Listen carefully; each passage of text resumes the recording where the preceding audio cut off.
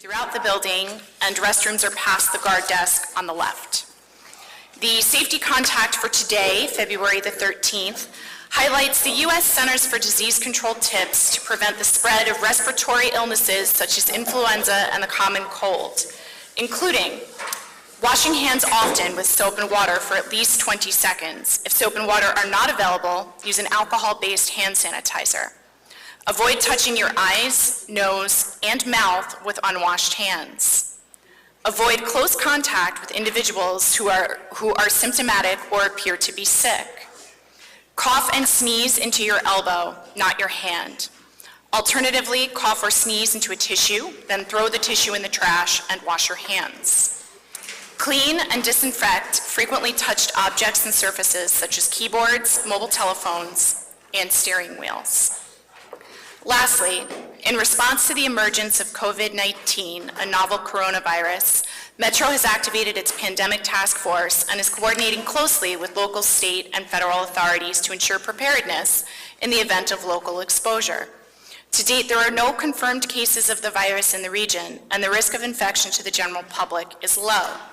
By following the aforementioned tips, you can protect yourself from illness.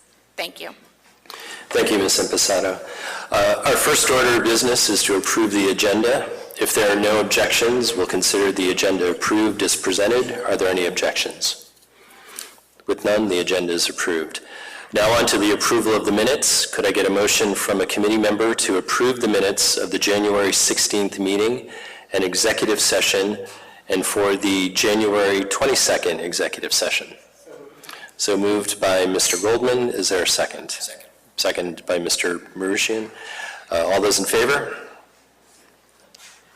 Aye. Any opposed? The minutes are approved. Now we'll move on to our action item, acceptance of the Inspector General report. The Executive Committee has the responsibility of reviewing and accepting the audits and other reports by the Inspector General. The committee has reviewed the following report: Inspector General's semi-annual report to the board, number 25. Before we vote, Mr. Charrington, would you like to provide the committee with a brief overview of this report? Thank you. Mr. Chairman, members of the board, during this reporting period, OIG investigative work resulted in 2 reports of investigation, 3 management alerts, and 1 management assistance report. In addition, investigative work resulted in the recovery of $268,000 in overpayments to a vendor. Performance and financial audit work resulted in 6 reports with $6.4 million in funds put to better use, and 25 contract audit reports with $5.5 million in savings. OIG work identified deficiencies in procurement, cybersecurity, asset management, and human resource management. Management has ongoing actions to correct identified deficiencies. Thank you, Mr. Chairman. Thank you, Mr. Charrington. Are there any questions for the Inspector General? If not, upon accepting this report as final, the report and corrective action plans, if any, shall be deemed approved. Approval of these reports will constitute the Board of Directors' authorization to post the reports on the WMATA website, provided that the Inspector General has conferred with the General Counsel and conferred that any private or confidential information has been removed, redacted in accordance with the applicable law and WMATA policy. I move that the Executive Committee accept these reports. Is there a second? Seconded by Mr. Goldman. All those in favor? Aye. Any opposed? Thank you. The reports are approved. Since there is no further business to come before the committee, we stand adjourned. Next, we'll start the Operations and Safety Committee. We'll begin shortly in this room. Thank you. Safety and Operations Committee will begin in 2 minutes.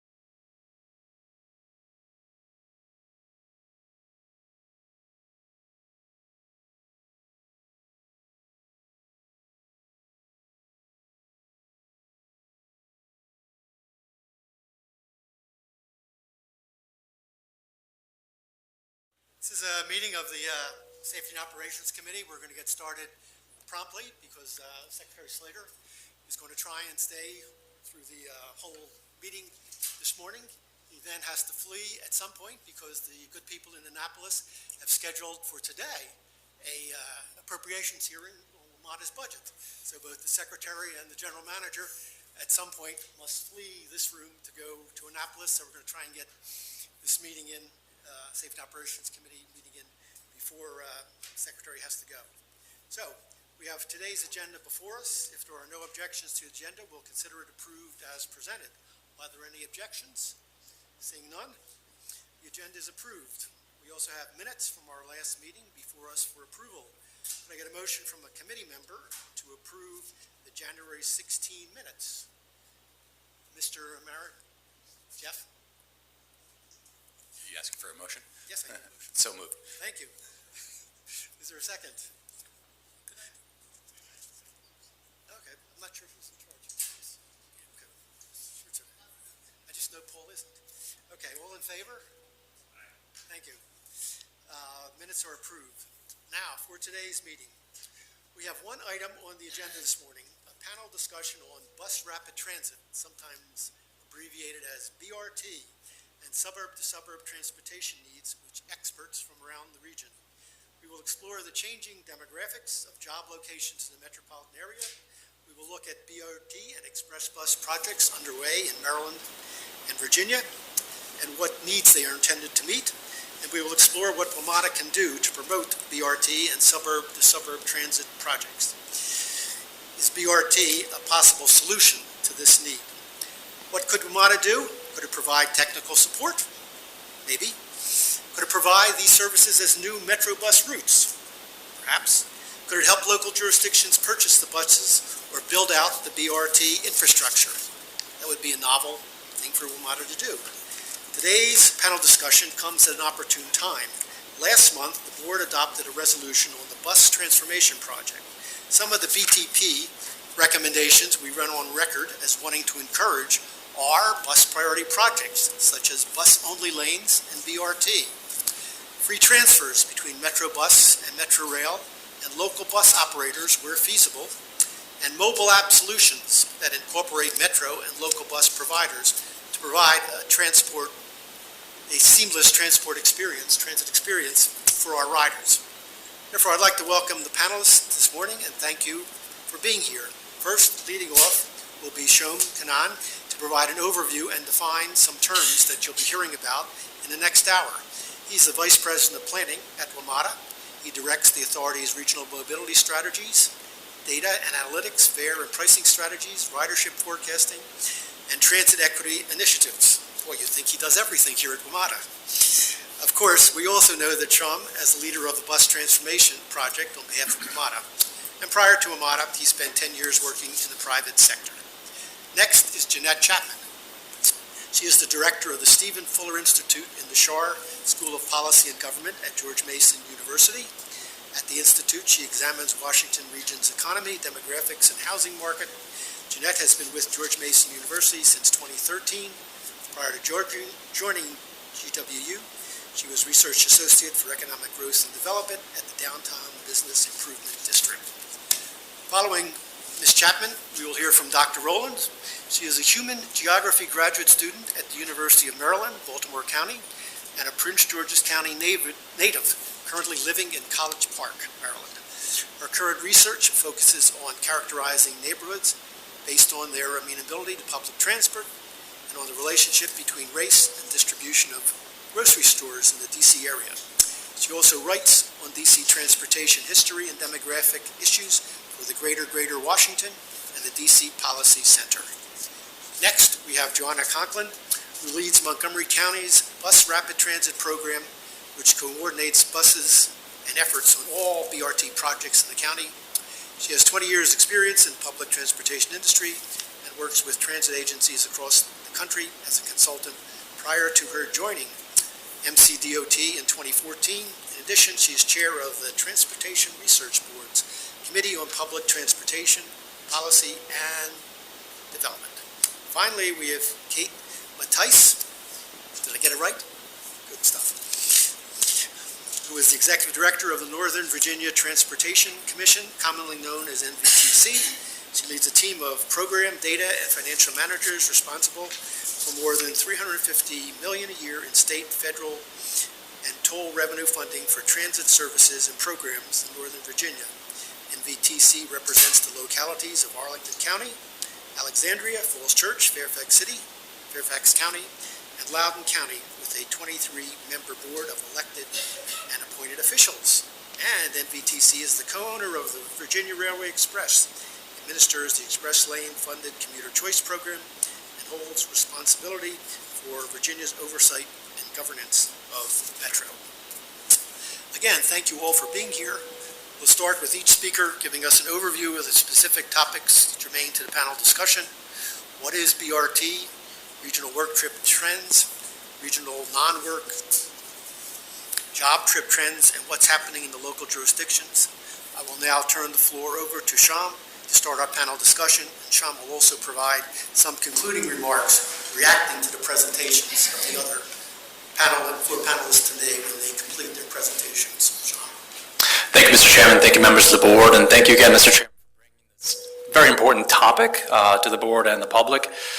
So, of course, the goal here is safe, fast, reliable transit, and we're very glad that we're finally discussing how to bring and improve that capacity on the roadways. And with respect to bus, I think what I've been asked to do is to provide a little bit of context for the panelists. And so what you have in front of you is a diagram that has a spectrum from left to right. On the left-hand side, you can see that arrow which points to sort of very little bus priority, meaning the buses are competing with other vehicles on the roads for space or movement to get through traffic. And on the right-hand side, more bus priority, tools and incentives either on the guideways, on the roads, traffic signal prioritization, queue jumping, dedicated lanes.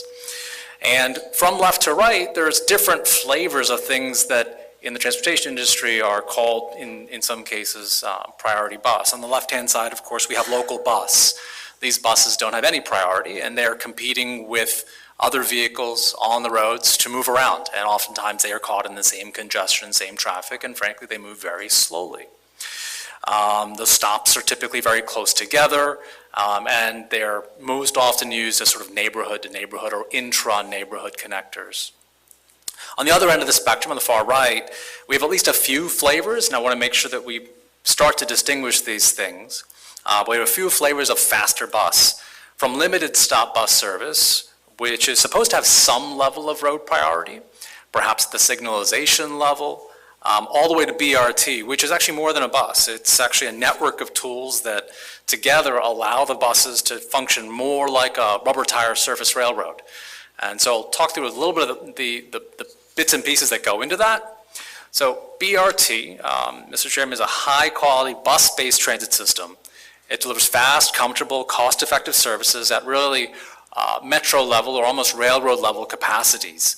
And it does that through the provision of dedicated lanes with busways, usually iconic stations that are typically aligned in the center of the roadway, off-board fare collection, and fast, frequent operations. And you'll note in this diagram, this shows you some of the different components of BRT, and it's evident, and you'll notice that most of the things that make it rapid are actually things other than the bus. So BRT is much more than the vehicle. The vehicle is a component of that, but the vast majority of what makes that bus faster are things on the roadways, the stations, the fare collection. So in the industry, they like to see BRT have at least 2 miles of running way, a dedicated right-of-way, that's a bus lane, some sort of busway alignment that allows it to minimize conflict with other traffic, especially from turning movements. And in most cases, BRT, they like to align that in the center of the roadway. Off-board fare collection, so like you enter Metro Rail and you tap your card and you're not on the vehicle yet, but you're in some sort of protected and or attractive waiting space. So that type of environment for the busway as well. And then platform level boarding, which not only makes it much more safer for our ADA community, but then also allows individuals to ingress and egress out of the vehicle in a safe and efficient manner. And there's things, technology on the roadways itself, intersection protection, queue jumps, traffic signal priority. So with that as the background on what we define as BRT, and noting that it is more than simply express bus, it's a network of tools. I'll turn it over to the panelists. I think we're going to go to the second presentation. to walk through the other topics. Dr. Chapman? No doctor yet. Yes. Yes. So I am going to primarily focus on commuting patterns and the things that may have been or have affected how that has evolved really since 1975 roughly. In 1975, 48% of all jobs in the Washington region were located in the District of Columbia proper. That's, so just shy of half. Since then, that share has plummeted to 25%, and it's not necessarily because DC has fewer jobs, it's mostly because the jobs have been redistributed across the region. The first phase of this was between roughly 1975 and 1990, where the inner suburbs were the main recipients of the loss in concentration that started in DC. So job growth really moved out in concentric circles during that period from DC into the inner suburbs of Arlington, Alexandria, Fairfax, inclusive of the cities of Fairfax and Falls Church, Montgomery, and Prince George's. So they had an increase in the share of jobs that were located in those jurisdictions in that time. Between 1990 and 2018, this concentric circle moved out one more level, and the largest increase in jobs was in really the exurban areas. And in this case, it includes places like Frederick County, Maryland, Loudoun County, and Prince William County, Virginia. Those were big recipients there, but also farther flung places inclusive of Calvert in suburban Maryland and all the way down to Rappahannock in northern Virginia. As a result of this, the hub and spoke transportation network that was most relevant in 1975 really has not been quite as relevant going forward because job growth patterns have become more dispersed. Compared with where the worker base is, what has happened primarily is that jobs have been moving closer to where the workers are rather than redistributing the population base.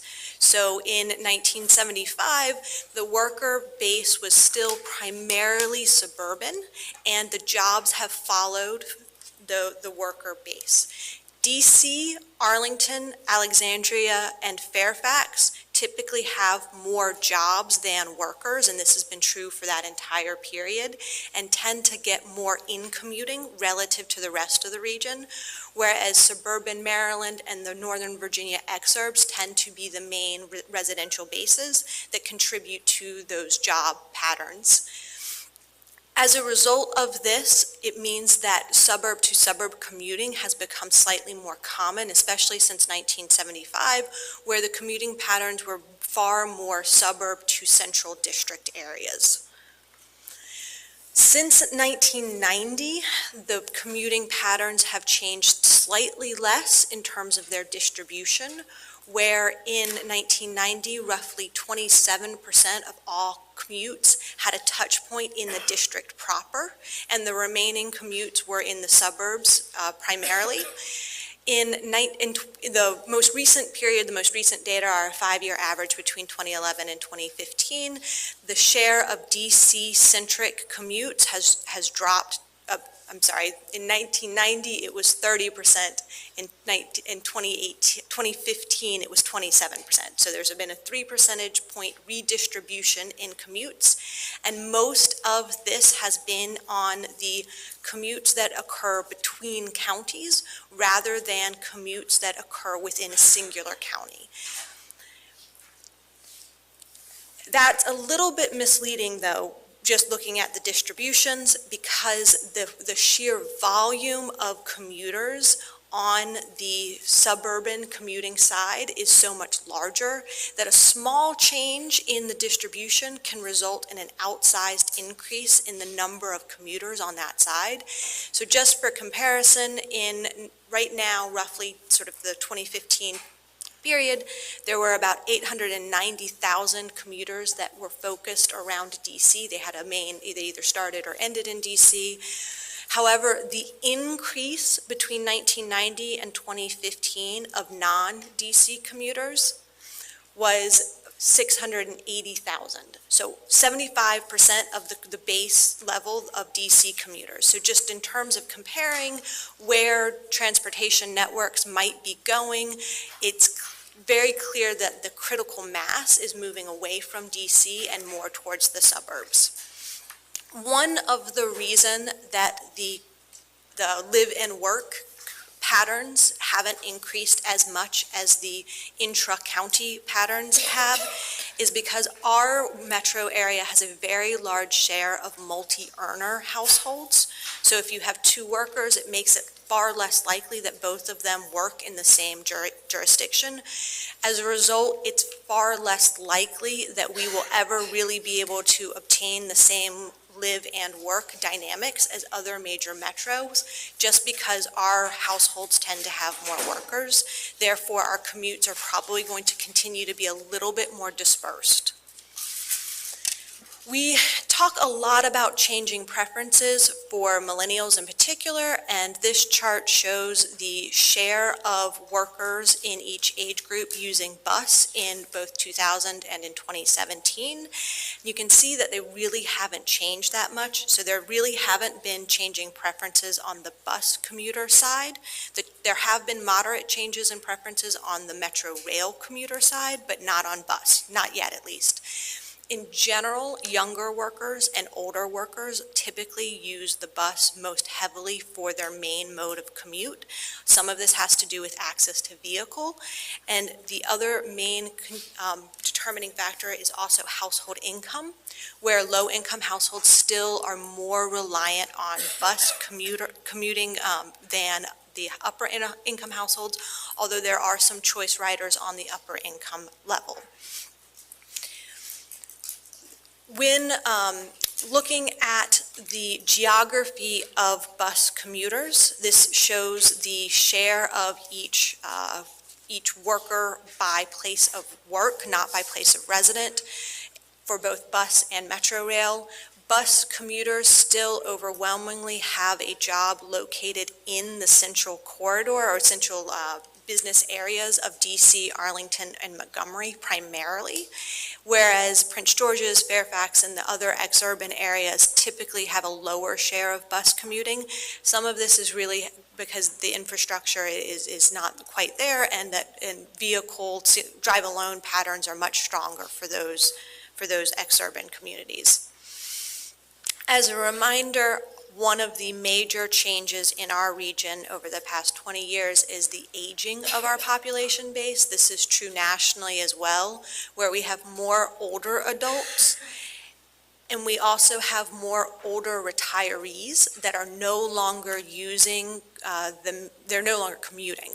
So we have more non-commute trips because of demographics, and that's actually where I'm going to hand it off to DW to talk about some of the implications there. Could I just ask all the members, just hold your questions, we'll have all the panelists finish their remarks, and then we'll have questions.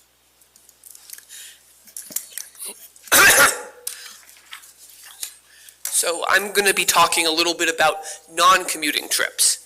So in general, the DC suburbs need better transit connections. Both Metro Rail and Metro Bus networks are designed to focus on trips into the core, and as Ms. Chapman just mentioned, that is increasingly not what we need to focus on. Also, it's worth noting when we talk about non-choice riders that the suburbanization of poverty has meant that people who may not be able to easily afford having a car are increasingly living farther out from the city. At the same time, the core is gentrifying, which is part of why they're moving out. We also can't eliminate congestion without reducing suburb-to-suburb driving trips because there's such a large fraction of the trips that happen. However, it's not just a matter of jobs for commutes. These are the ones we talk about the most, partly because they're the easiest to measure. The census gives us data on how people commute, but the majority of vehicle trips are actually what are called care trips. Trips for someone who's shopping or going to a medical appointment or transporting someone else for something or going to take care of a sick friend or family member. These trips matter, or they tend to be shorter than commute trips, but as I said, there are more of them. They also tend to be more often made by women, which makes this into an equity issue. The person who is making these trips has a somewhat lower chance than a commuter of having access to a car, particularly because in one-income families, if there's only money for one car, it's going to tend to be used by the person who is affording it. And they have different characteristics. They often involve what's called trip chaining. That is, someone who goes from home to destination 1 to destination 2 to destination 3, back to home, rather than from home to A, then home to B, and so on. They obviously involve different destinations. Not that many people are making care trips to office buildings, but they're going to retail areas, to medical facilities.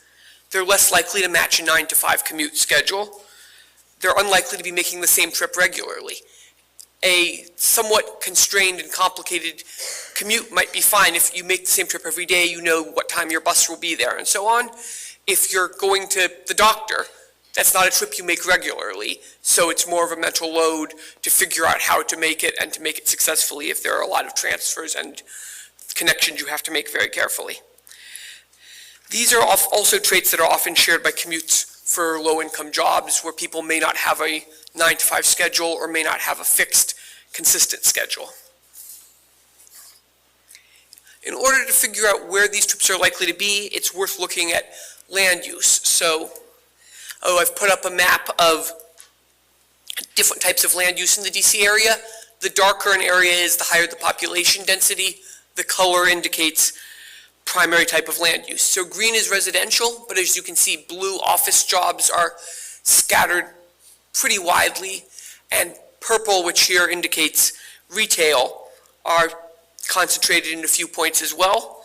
Pink is medical and educational, but it's easier to see this if we remove all the residential stuff. So here, we've got 1 dot per 25 people for jobs. And if you look at where there's light blue, retail and hospitality jobs, and pink, education and medical jobs, these are places we need to be thinking about for care trips. They're not always particularly large centers of jobs compared to office cores like downtown and Tyson's, but they're places that generate a lot more trips from people who are going to make purchases or get medical services or go to classes. So we need to be thinking in terms of suburb trips. Where are clusters of these things that even if people from the whole region won't go to, they're important for people who live in that nearby area. So what do we have to do to serve these trips?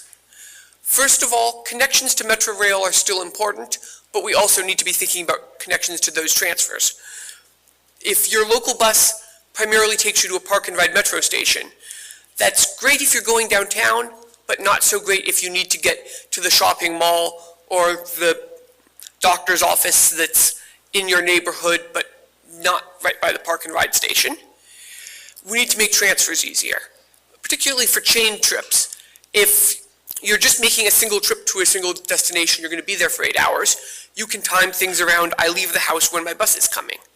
But if I'm going to the store, a bus that runs once an hour, unless my amount of time it takes me to do my shopping is exactly right, I'm going to have a long wait. A wait that may be a sizable fraction of my total travel time if I'm making a relatively short trip. And studies have shown that people consider, when they're trying to mentally decide how unpleasant a trip is, they take into account time waiting as almost twice as long as time on the vehicle. So the shorter the trip, the more important it is to make sure that transfer time or wait time isn't a sizable fraction of this time. That means that 15-minute headways can't be our ideal, this is frequent. They have to sort of be a minimum of, you'd better be doing at least this well. 10 or 12 minute or even less is much better, which is one of the things that's important in BRT corridors. We also need to take weekend and evening ridership seriously. A lot of the Metrobus network either doesn't run on weekends or evenings or doesn't run very frequently at all.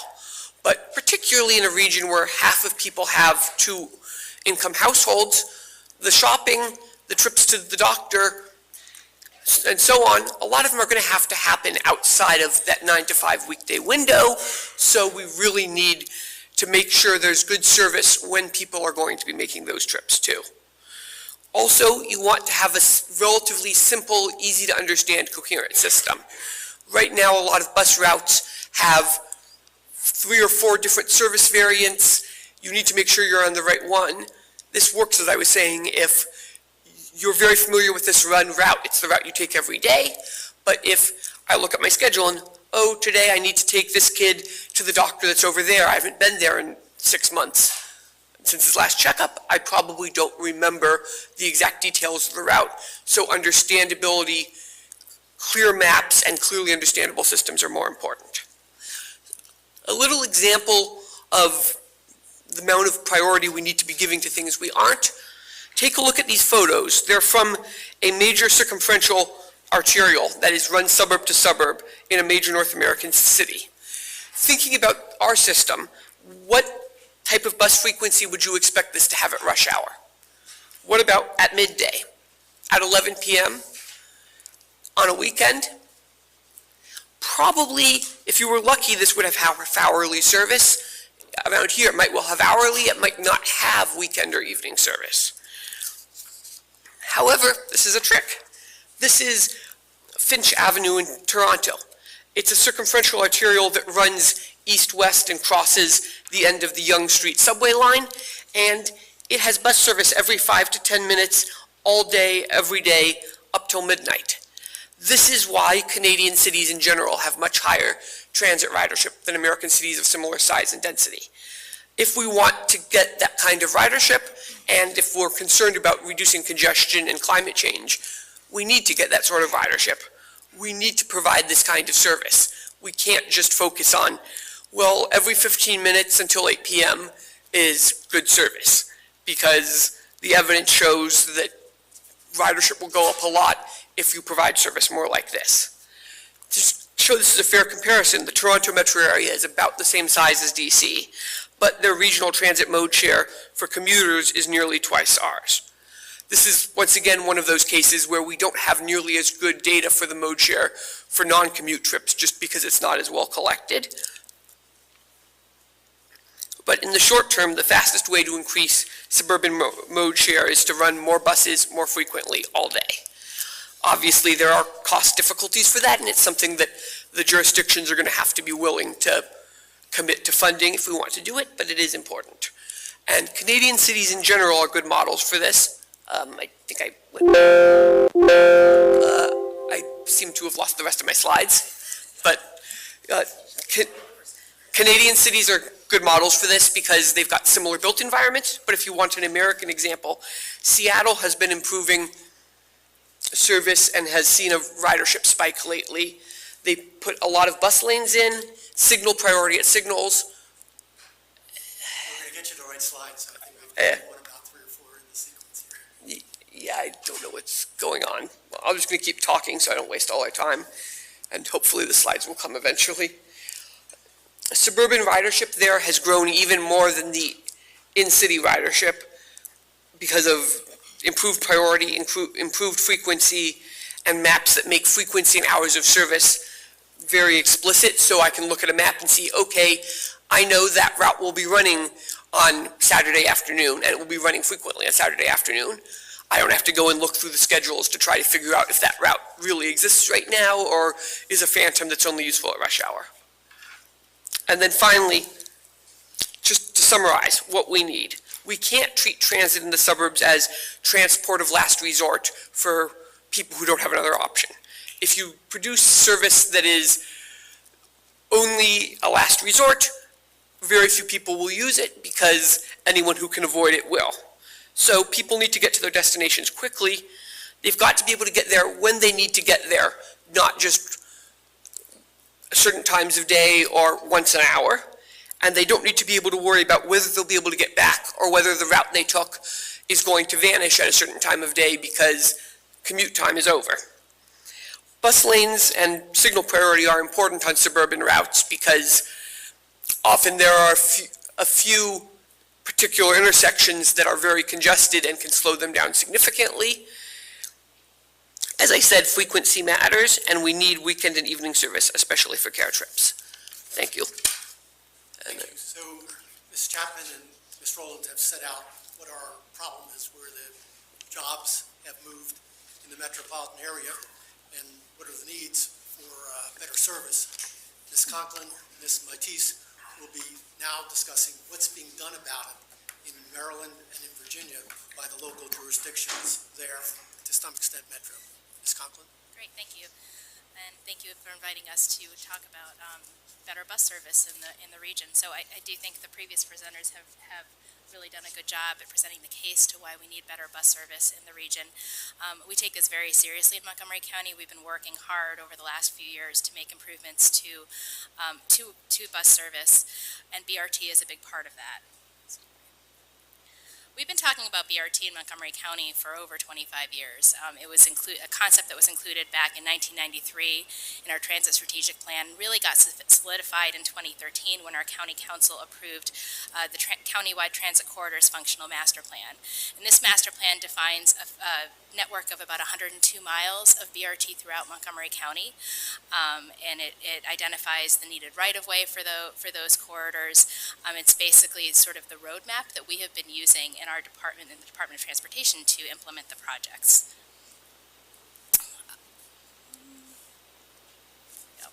So why BRT? Sham did a good sort of intro to bus rapid transit. A lot of people tend to compare BRT to rail. Why would you do this over doing expanded rail? Well, to start, it's way less expensive. You're using, your existing infrastructure, so you're really trying to accommodate a high-quality transit service, largely on the infrastructure of the roads that you already have. It allows for scaling over time and phasing over time. So as we've identified our corridors, as I said in our master plan, we have a right-of-way that we know we need for the corridors, but we know that all of that right-of-way may not be available right when we want to build the transit project. So we can look at scaling it, and maybe we don't do all dedicated lanes right from the start, but we do them where we have the right-of-way, and then we can come back later and add dedicated lanes. So it really allows you a lot of flexibility in how you implement your project, and can be responsive to changing land use patterns and changing demands. As I mentioned, it can be done at a lower cost, compared to some of the other projects, such as the Purple Line, which is a fantastic project, and we're super excited about it in Montgomery County, but BRT can be done for a lot cheaper than that. And it can really also support corridor development and redevelopment in that it is a better bus service, and it tends to be perceived as more permanent than, local bus, and so it can really spark development along the corridors. Sorry, I've got a lag in my slides here.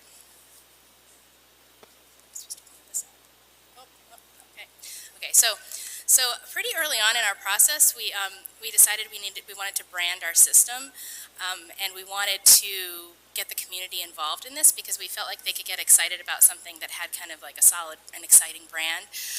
What we did is we came up with like 3 or 4 names that we would be okay with, and we had learned from other places that had, just completely opened it up to the community and ended up with some really wacky names for things. So if anybody's heard the, Bodie McBoat, whatever, the story from England, so we had 4 acceptable names, and we asked the community to vote on it, and what we ended up with was the Flash. So our system is going to be called the Flash. It's exciting.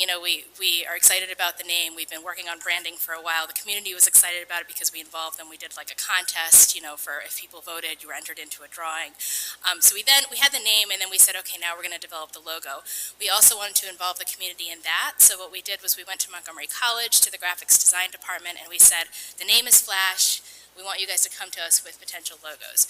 So we didn't precisely pick one, but if you kind of look at what our logo is on the top, and then these are some of the ideas that we got, you can see that it was inspired by the submissions that we got from the college students. So that's how we ended up with our logo for the system. So where we are now, we are actually under construction on our first bus rapid transit line on US 29. This will be the first BRT to open in the state of Maryland, so we're very excited about that. It's a 14-mile line that runs from Silver Spring Transit Center on the southern end up to Burtonsville, which is just south of the Howard County border.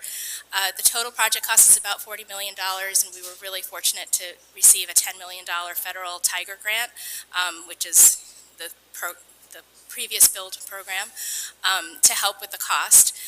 We will have all-day service on this line, 7 days a week. During the peak, it's going to operate with 7.5-minute headways, 15 minutes during the off-peak.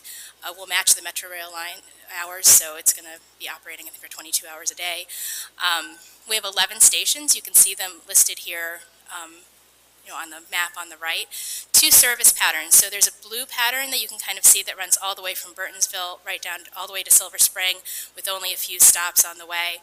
And then there's another service pattern that starts over a little bit further east and is a little bit more of a local. It serves some of the communities sort of slightly off of the corridor. The 40% of the corridor in the northern portion is actually an existing bus-on-shoulder operation. And the Maryland State Highway Administration, we're very thankful to Secretary Slater, who helped us with this, to get those shoulders repaired so that they're now in a state of good repair for us to be able to run our buses on them. The rest of the corridor, we did not implement any new dedicated lanes, but we have a follow-up study that we're working on now to look at whether we could maybe get, one lane, maybe perhaps just during the peak, get, a directional dedicated lane for the buses. That's ongoing. Talked about this 2 service patterns. Our ridership forecast is about 20,000 daily riders daily. This is one of the most traveled by bus corridors in the state of Maryland, so we have a really good base to draw from, and we're hoping a lot of those folks will decide to use the Flash.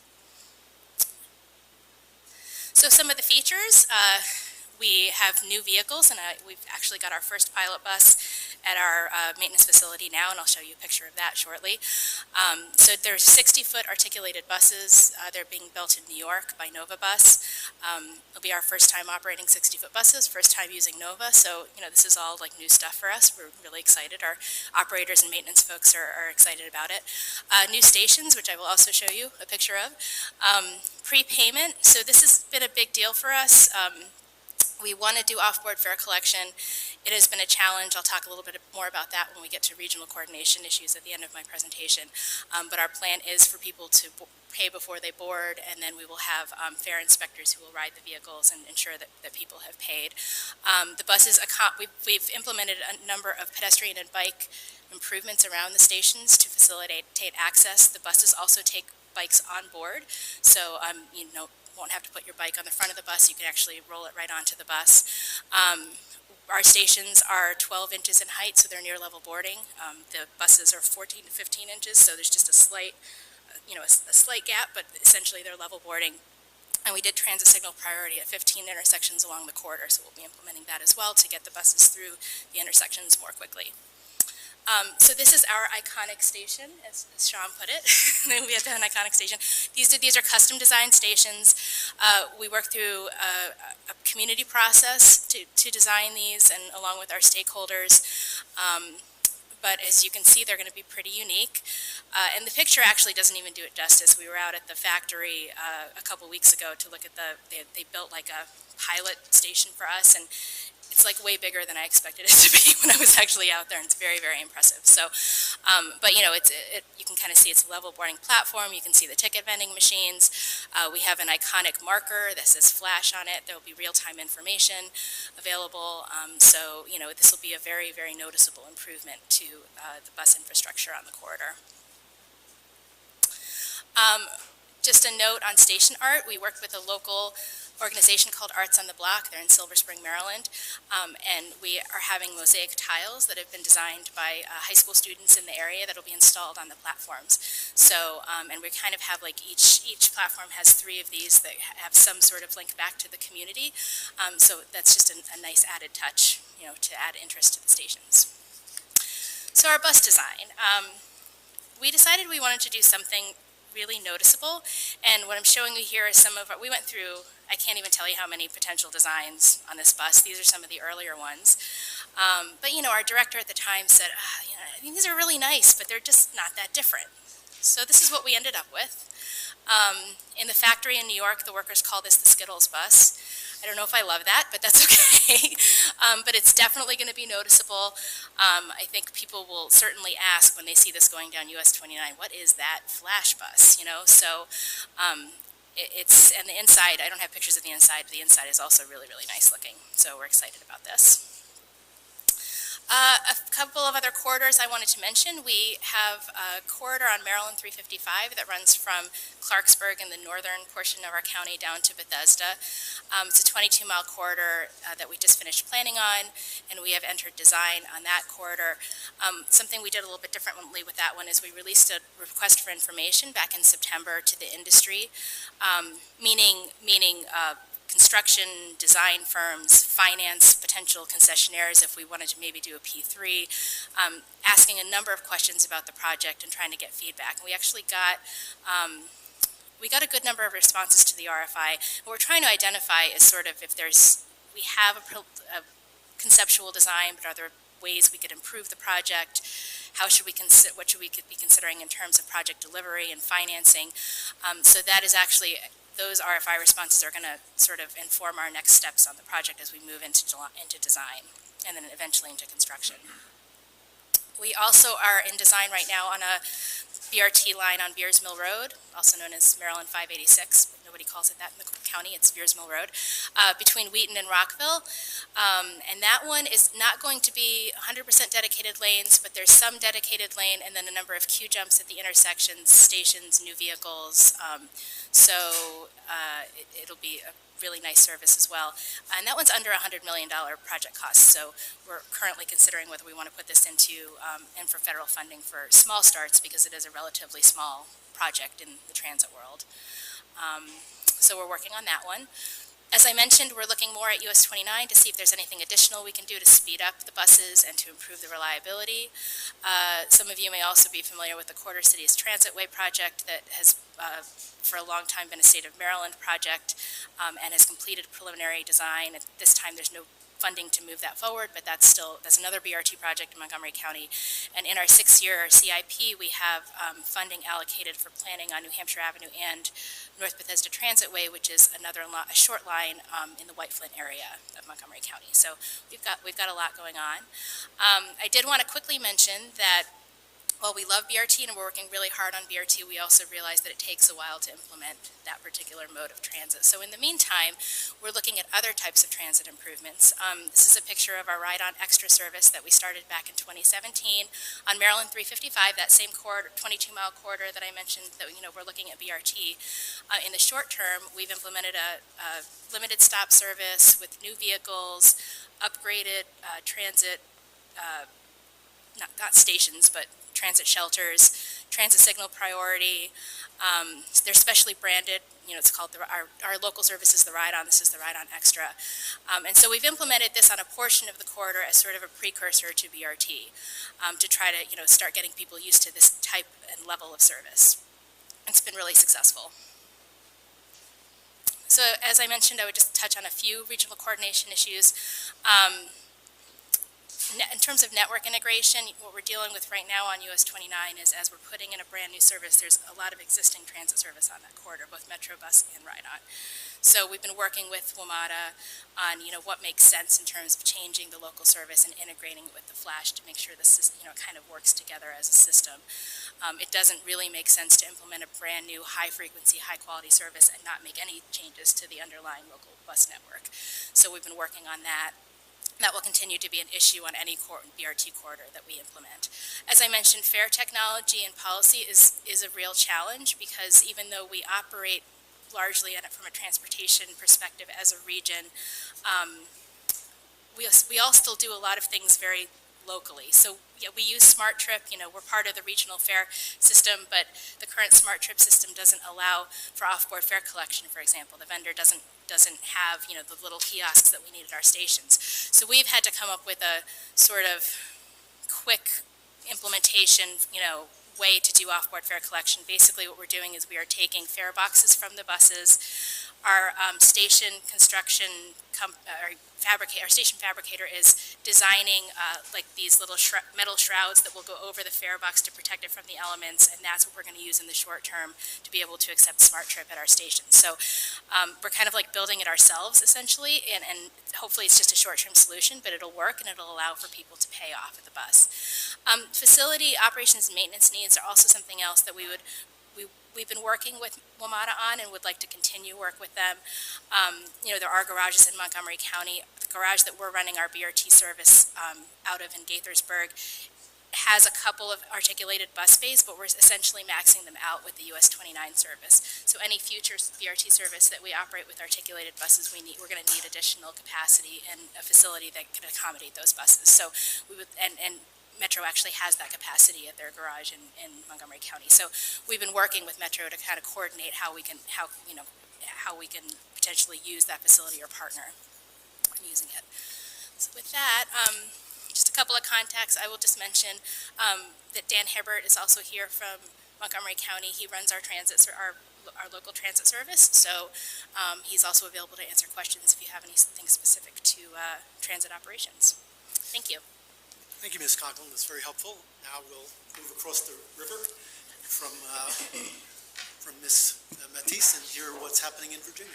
Fantastic, and again, I really appreciate the opportunity to come and talk to you.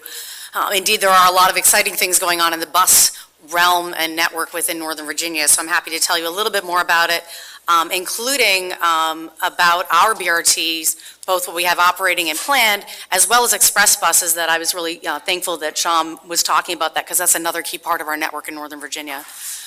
So just a little bit about how buses serve Northern Virginia, really going on DW's comments and otherwise. We actually do an extensive network of bus systems that's shared by a number of different partners within Northern Virginia. 1.4 million people in Northern Virginia live within a quarter mile of a bus stop. That's completely separate from those who are near a metro stop. So the bus network is very, very extensive, and it's also linking folks to jobs as well. And so one big part of it, and this is again, it's a lot of our localities are identifying activity centers where they need to be moving people within as well as outside of their own jurisdictions. So again, I am almost terrified to put the number 7 operators, but we do have 7 bus operators in Northern Virginia, but they work very closely with WMATA as one of those key elements. But each of our localities, including our colleagues to the south, OmniRide, are operating service in a very integrated network. We have 230 routes in that service area, and clearly moving a lot of people by bus every day. But just with, like Joanna was saying, a lot of this is not done in a vacuum. It is absolutely done with coordination at the regional level, both in operations, in terms of everything from trying to coordinate buses to link up with VRE and Metro Rail, as well as we do have a very engaged, in fact, across the entire region, looking at fare system, fare technology. There's a lot of things in that space, very active right now. But we also do a lot of joint planning, especially when we do have routes that cross jurisdictions. There's a lot of active things that go on with that. And actually, I didn't put it out here, but you highlighted another thing. We do have a lot of joint facilities, especially with WMATA, where we have shared bus maintenance facilities, and that's a very important part of our network. So the other element is we do have a whole bunch of different types of service. Again, getting back to what Sham presented, bus service is not sort of a one-size-fits-all. It absolutely has different characteristics, and all of our providers provide different elements of that based upon both the land use as well as their customer needs. So indeed, of course, we do have local bus. Both Metro and our local bus providers have local bus services. As I mentioned before, we have a large number of routes that are connecting people to Metro as well as VRE within Northern Virginia. The other thing that we do have is extensive express commuter bus system. I'm actually going to talk a little bit about what we have going on there. That is actually a big part of bringing people, especially because we do still have people who do commute to the inner suburbs as well as to Washington, D.C. This is an important part of moving those folks, especially from some of the further out suburbs. We do have bus rapid transit. I'll talk excitingly about the region's only only bus rapid transit, and also talk about the things we have planned. And again, we also have on-demand shuttles at some of the service that our localities are providing. Looking to planning, looking ahead, as I mentioned, a lot of this stuff is integrated, but the things that we need to understand, and really getting back to some of the demographics changes, is understanding where people are moving, where technology is moving, where fuel efficiency is moving. So again, all of our operators have an eye to the future when they're doing their local transit plans, our regional transit plans, or what have you. Investing in new fleets, we have a lot of electrification going on, a lot of looking at articulated buses and those sorts of things. I talked already about the fare technology. But again, we are actively designing bus rapid transit routes that I'm happy to talk about shortly. shortly. And it's also taking advantage of HOV and the new hot lanes and how we can move people better through those corridors. So let me talk first about our first bus rapid transit, which is Metroway, that first opened in 2014. This is actually Metroway was definitely a collaborative effort between Arlington as well as Alexandria to some extent, as well as WMATA. It basically does have portions of dedicated lanes, and it is running through sort of the Crystal City area down to Potomac Yard and Braddock Road in Northern Virginia.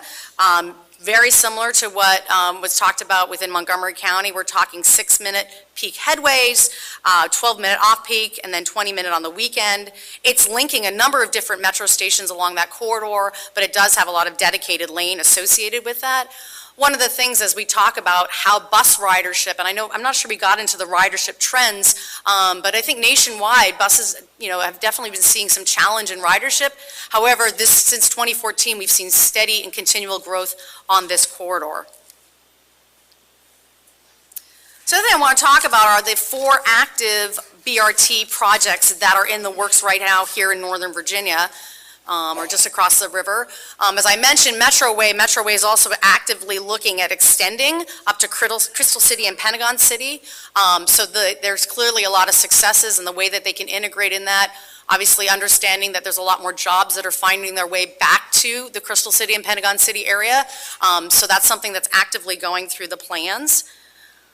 The next one is the West End Transitway, and this is a project that the city of Alexandria is actively working on. And this is taking care of a very important route just west of 395, where they're basically looking at operating by probably about 2028, a brand new system that would be looking at transit signal priority, bus queue jumping lanes, a lot of pedestrian and bicycle improvements.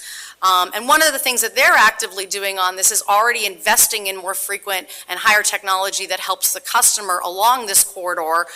So some of those things are already in the works while they continue to design this. The next one is just south of the Beltway, which is the Richmond Highway BRT, which is 8.6 miles along the Richmond Highway or Route 1 corridor, taking all the way down to Fort Belvoir and linking it up to Huntington Metro Rail Station. There are a couple different phases on this. It's actually a major project that's both looking at taking care of the roadway improvements as well as running BRT along that. This is something that Fairfax County is working very actively on right now, and they're looking at sort of roadway improvements by 2022 and hoping a little bit closer to 2028 that they'll be opening this BRT. And then finally, something that NVTC is actively working on is the Route 7, Envision Route 7 bus rapid transit. One of the things that when you look regionally, this is actually crossing through 4 jurisdictions of Northern Virginia. So once again, when I talk about integrated planning, this is a very active one where we have everybody around the table looking at how to serve from Tyson's through Falls Church, touching on the East and West Falls Church Metro Station, then through 7 Corners and leading all the way down to Skyline and linking actually into the West End Transitway. And so this is something that we're actively in the planning stages of, in fact, just finishing up conceptual engineering. And so this one is a little bit later timeline, but we have some active planning going on along there. And in addition, what I don't have highlighted here, which gets at sort of the gradations of high quality service, is there's a lot of activity going on Columbia Pike to be providing a premier transit network that serves Columbia Pike.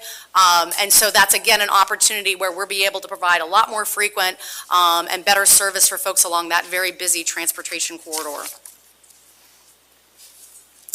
The next thing I did want to highlight is our express bus network and really taking advantage through a couple of different partnerships we have with the Commonwealth of Virginia to take advantage of the express lanes and HOV networks within Northern Virginia to provide even more express bus service, especially from the outer suburbs into the inner core.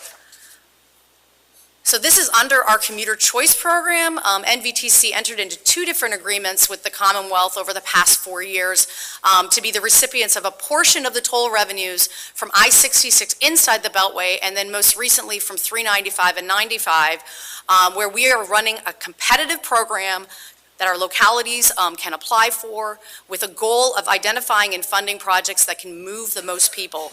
So this is very much focused on opportunities where transit services, for example, whether it be Loudoun County Transit or OmniRide or Fairfax Connector or what have you, they basically come to NVTC with a proposal, and really what the priorities are, again, are moving the most people. So what we've been able to do is fund a number of different projects over the last 3 years, actually a total of 46 projects, that a lot of those are focused on brand new express bus services, or even adding more frequent or longer scheduled services for existing bus services, as well as doing some improvements that are moving more people to Metro, whether it be Metro Connect or otherwise. And what we've been able to do through 395, which just started this past year, but 66 over the last 3 years, is we're actually taking 9,000 cars off of those roads. Those are 9,000 cars who do not need to pay the tolls. So again, it's not the only funding for these express bus networks, but it's an additional source of funding and allowing some options for those folks who otherwise could have to be paying tolls, or they'd be doing potentially carpools as well. And finally, as I mentioned, our localities are always around the table.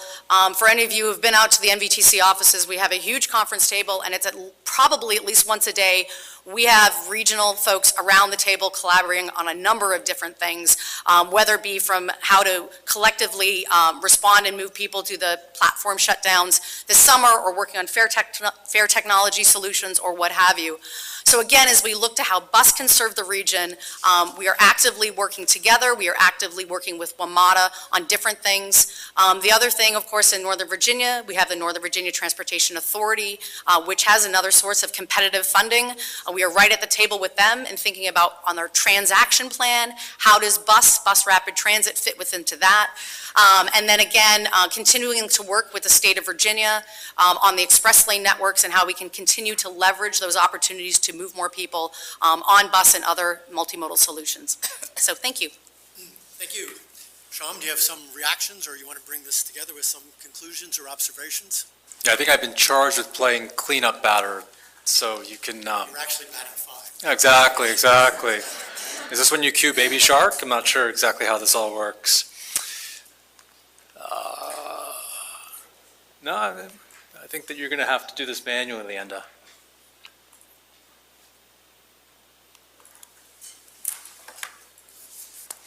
All right.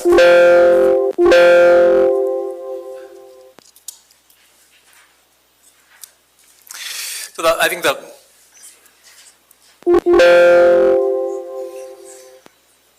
go to the paper copies. Great. So the top line message is that there's a lot of opportunities in the region. What you're looking at is you're looking at a map that we constructed with your DOTs back in 2014, 2015. It was an initiative called Connect Greater Washington, and we tried to sketch out with your transportation and land use professionals where the best opportunities were for BRT in particular. And you'll see some commonalities here between the panelists' comments and where this joint body of work, which you can find online, by the way, suburb-to-suburb activity centers, where Metro Rail doesn't go, access on arterials, connecting end-of-line Metro Rail stations, or where the densities just aren't quite right enough for a rail solution. But the point here is that there's a lot of solutions here. You'll see them actually on the next maps, where we can move more people with fewer resources faster. And there's a lot that's actually underway. Currently under construction. I know that we just heard about 2 different jurisdictional initiatives. Certainly we're thrilled about Metro Way. We were thrilled to partner with Arlington and Alexandria on that to do the NEPA and the AA. For that, you'll also see a squiggle there for H&I streets, which we'll talk about just in a moment, but there's opportunities here to move those buses faster even in non-suburban locations. What you don't see on the map, though, is that there are also other initiatives that we brought on board for the jurisdictions. The NH2 is a good example. Where we're looking at 1,100, 1,200 riders per day on peak.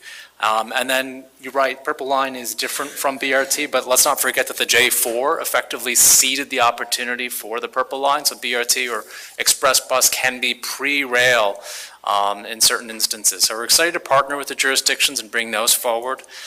Things that are in the pipeline, I know that both Joanna and Kate talked about additional pipeline projects that are moving forward, or things that we imagine will be on the ground here in the region. Very exciting stuff, including Flash, including Route 7, and then partnering with the District of McKay Street Transit Way as well. I think the one thing we, as the regional transit planner, want to make sure that we sort of have the opportunity to get ahead of is that there are some implementation challenges when we look at BRT. Bottom line, we found out in the bus transformation project that the customer actually doesn't care who operates it, and they're confused by too many brands. That what they told us loud and clear is that they want it to feel like a network. They want it to feel as simple as the rail on the roads, and it has to be easy for them to navigate and use. So there are also opportunities and efficiencies in the back end for us to better coordinate. There should actually be regional power in numbers. Not every provider needs to have their own backroom negotiation with the vehicle provider, the maintenance shop, or Cubic. It's very expensive. The digital signage canon should be consistent. The standards and vendor negotiation should be consistent. The trip planner should be consistent. That's what the customers want. They don't want 7 or 15 different systems. They want one. So we heard this loud and clear from the customers, and they do want this to feel unified. They do, in fact, want to see the bus priority on the roadways. This was one of their barriers to riding the bus. If the bus is competing with cars to move, they don't want to ride the bus, or many of them do not. So as bus priority expands, we have an opportunity to construct this in a way that feels regionally unified to the customer. And to take a more consistent approach towards bus priority, signal priority, enforcing bus lanes with automation and fines, and a customer experience that feels singular to them. So making this happen kind of requires a tight hug between the vehicle provider or the service provider and the DOT. If you think about BRT in comparison to Metro Rail, in BRT, the roads are the tracks and the sidewalks are the stations. And both of these elements are owned and operated by the jurisdictions. So we are thrilled that when we do partner well, good things happen. Let's talk a little bit about what we're seeing in the district and H&I right now. We partnered with the district to move those buses and move a lane for buses, and we're seeing travel speeds have increased by 9 to 13% on I and about 10% on H Street. Reliability has improved all day on I Street, and about 12,000 customers per day on I Street are saving an average 37 to 57 seconds per trip. That's meaningful to those customers. And on H Street, over 3,000 customers today are seeing similar results. So when we do partner together, good things happen for the customers. And just, to close this out, bus transformation, which we brought forth and you received last month, gives us an opportunity to get our arms around the proliferation of different flavors of bus rapid transit. It does call for these things to feel regionally unified. It does call for a uniform set of customer expectations, for us not to ask the customer to figure out 7 or 8 different ways to get on the bus or pay for the bus, but to rather give them one way so they can actually navigate the region. I'll close with that. I think we're going to open it up to questions. I want to thank my fellow panelists for fantastic information. Thank you, Sean. Thank you all for coming this morning. Let me start with some questions for different members of the panel, and then we'll open it up generally. First to Ms. Chapman and Ms. Rowland. You are sort of the experts on where the jobs are in the metropolitan area and where the commuting patterns are. So could you sort of give us your analysis or your advice on where are there corridors that you think need new suburbs, the suburb transit systems in order to meet the jobs and the commuting patterns that you've analyzed? We'll probably both take this one. So the suburban jobs are somewhat clustered in corridors. However, they in general have smaller clusters than the downtown core, which makes it a little bit difficult to pull apart exactly which corridors need commuting-specific transit. I think that there are some patterns, though, that emerge based off of road network travel, although I don't have those at my fingertips. I don't know if you have. I can give you a few, top off my head, things that haven't been included in the proposed corridors that are under construction. In Montgomery County, the Corridor Cities Transitway, which unfortunately Governor Hogan just removed from funding plans, is fairly important because a lot of stuff along the I-270 corridor is unfortunately not built right along 355. this is more for care trips than work trips, but the New Hampshire Avenue corridor in Prince George's County, Greenbelt Road is fairly important. Certain parts of Annapolis Road, something connecting south from New Carrollton through the Largo area where the community college and they're building a new medical center and where the county government is another obvious one. In Virginia, I know Northern Virginia less well, but Gallows Road strikes me as a particularly relevant connection from Tyson's Corner through Dunloring Merrifield to the Fairfax Hospital Center and possibly all the way down to Franconia, Springfield. Thank you. Question for Ms. Conklin. You indicated in the BRT that I guess 20,000 daily riders. One of the slides is what the goal is for 2040. Would that be your recommendation of what's needed to support a BRT route in the region, anywhere, whether it's in Montgomery County or Prince George's County or in Virginia? No, not at all. I mean, I think 20,000 is actually a remarkable number. If you look around the country, there are many BRT lines that have way less than that. So, I mean, sometimes even in the 3,000 to 5,000, range for a line. So, I think it just really depends on the context of each specific line and the land use and the density. And, I don't think, to me, that particular number isn't necessarily a benchmark. It's a very strong number, and it helped us get the funding for the project. But I don't think it's necessarily the number that a BRT would have to get to be successful.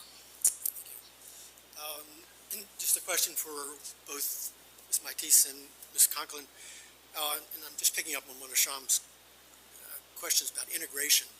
Could you just address how well these BRT and express bus projects in Montgomery County and Virginia integrate with metro services? Will you be able to use your smart trip card? In the bus transportation study, free transfers was a big recommendation. Will one be able to transfer between the BRTs and the express buses and Metro Rail for free or at a discount? And what do you feel, or what's your recommendation as to whether the BRT and express route buses should be included in the WMATA system now? Well, I'm happy to start off. Indeed, all of our routes, if you look at it in the way how you're moving people, and especially because you're capturing where Metro is not necessarily going. When I think of the Route 7 is a perfect example of where you're basically taking care of an area where Metro is not able to serve with the existing Metro Rail network. So the linkages to the Metro Rail stations are very important. In fact, I think all of our planned and current BRT are absolutely integrated with that. So that's very important. Conversation about fare is always a regional conversation. And so, as you know, there's active conversations going on right now. So our fare I think almost all of our providers are already within Smart Trip, taking smart benefits, working with WMATA. The conversation about shared and transfer is a regional conversation, and we like being at the table for that. We need to be at the table for that.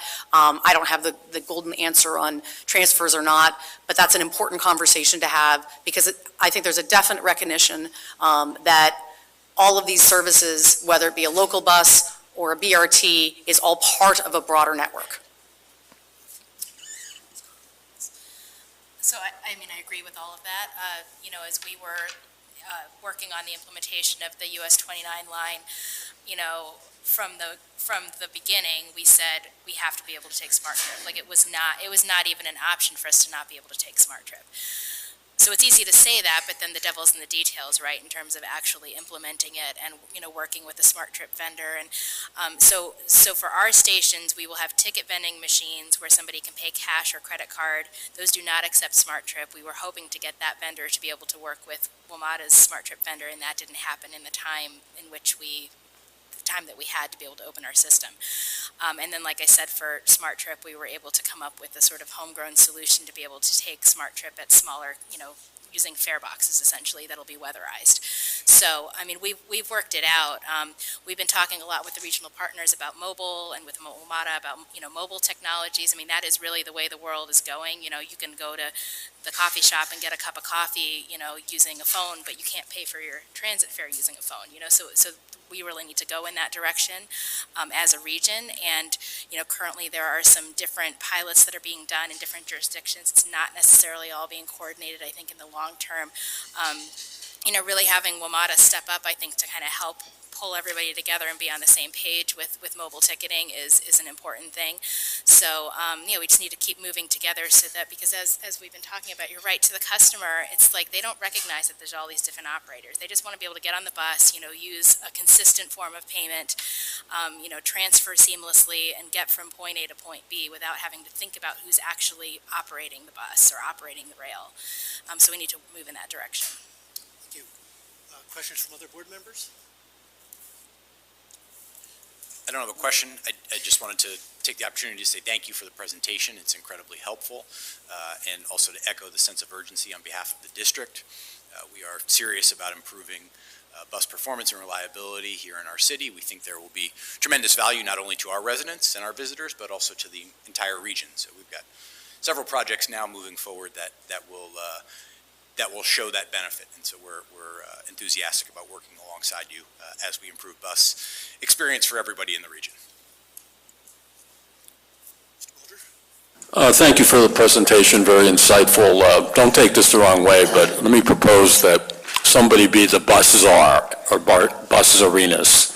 I mean, there's so many moving parts here. No, it seems to me institutionally that it would make some sense to appoint, and I'm looking at my fellow colleagues here, to be in charge of all of this coordination. And it was Rob Puentes who did the bus transformation presentation. I asked him, who's going to tell us if we're making progress? Who's going to tell us who's stuck in the mud, who needs help? And I just going to ask, start with Kate, should we have a Tsarina, yes or no? And I'll go down the list. What do you think? We have a great coordination that is going on actively. It never hurts to coordinate more. I would agree with that. No, I think it would be great to have somebody do that. It's a huge amount of coordination, to be done. That's a huge task for one person. But the more coordination that we can do as a region and have things seamless, particularly from a customer perspective, I think are really important. I agree. The region is complicated. We have one of the largest numbers of providers for any region, along with San Francisco. More coordination is good. It's a major task and needs to be done better. Also agree.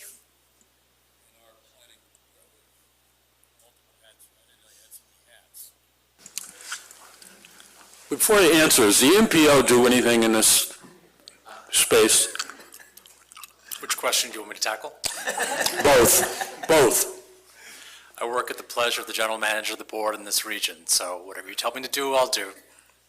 I think that, the work that the MPO does tackle and also contributing to the coordination is not to be discounted, but there's a lot of handshaking going on.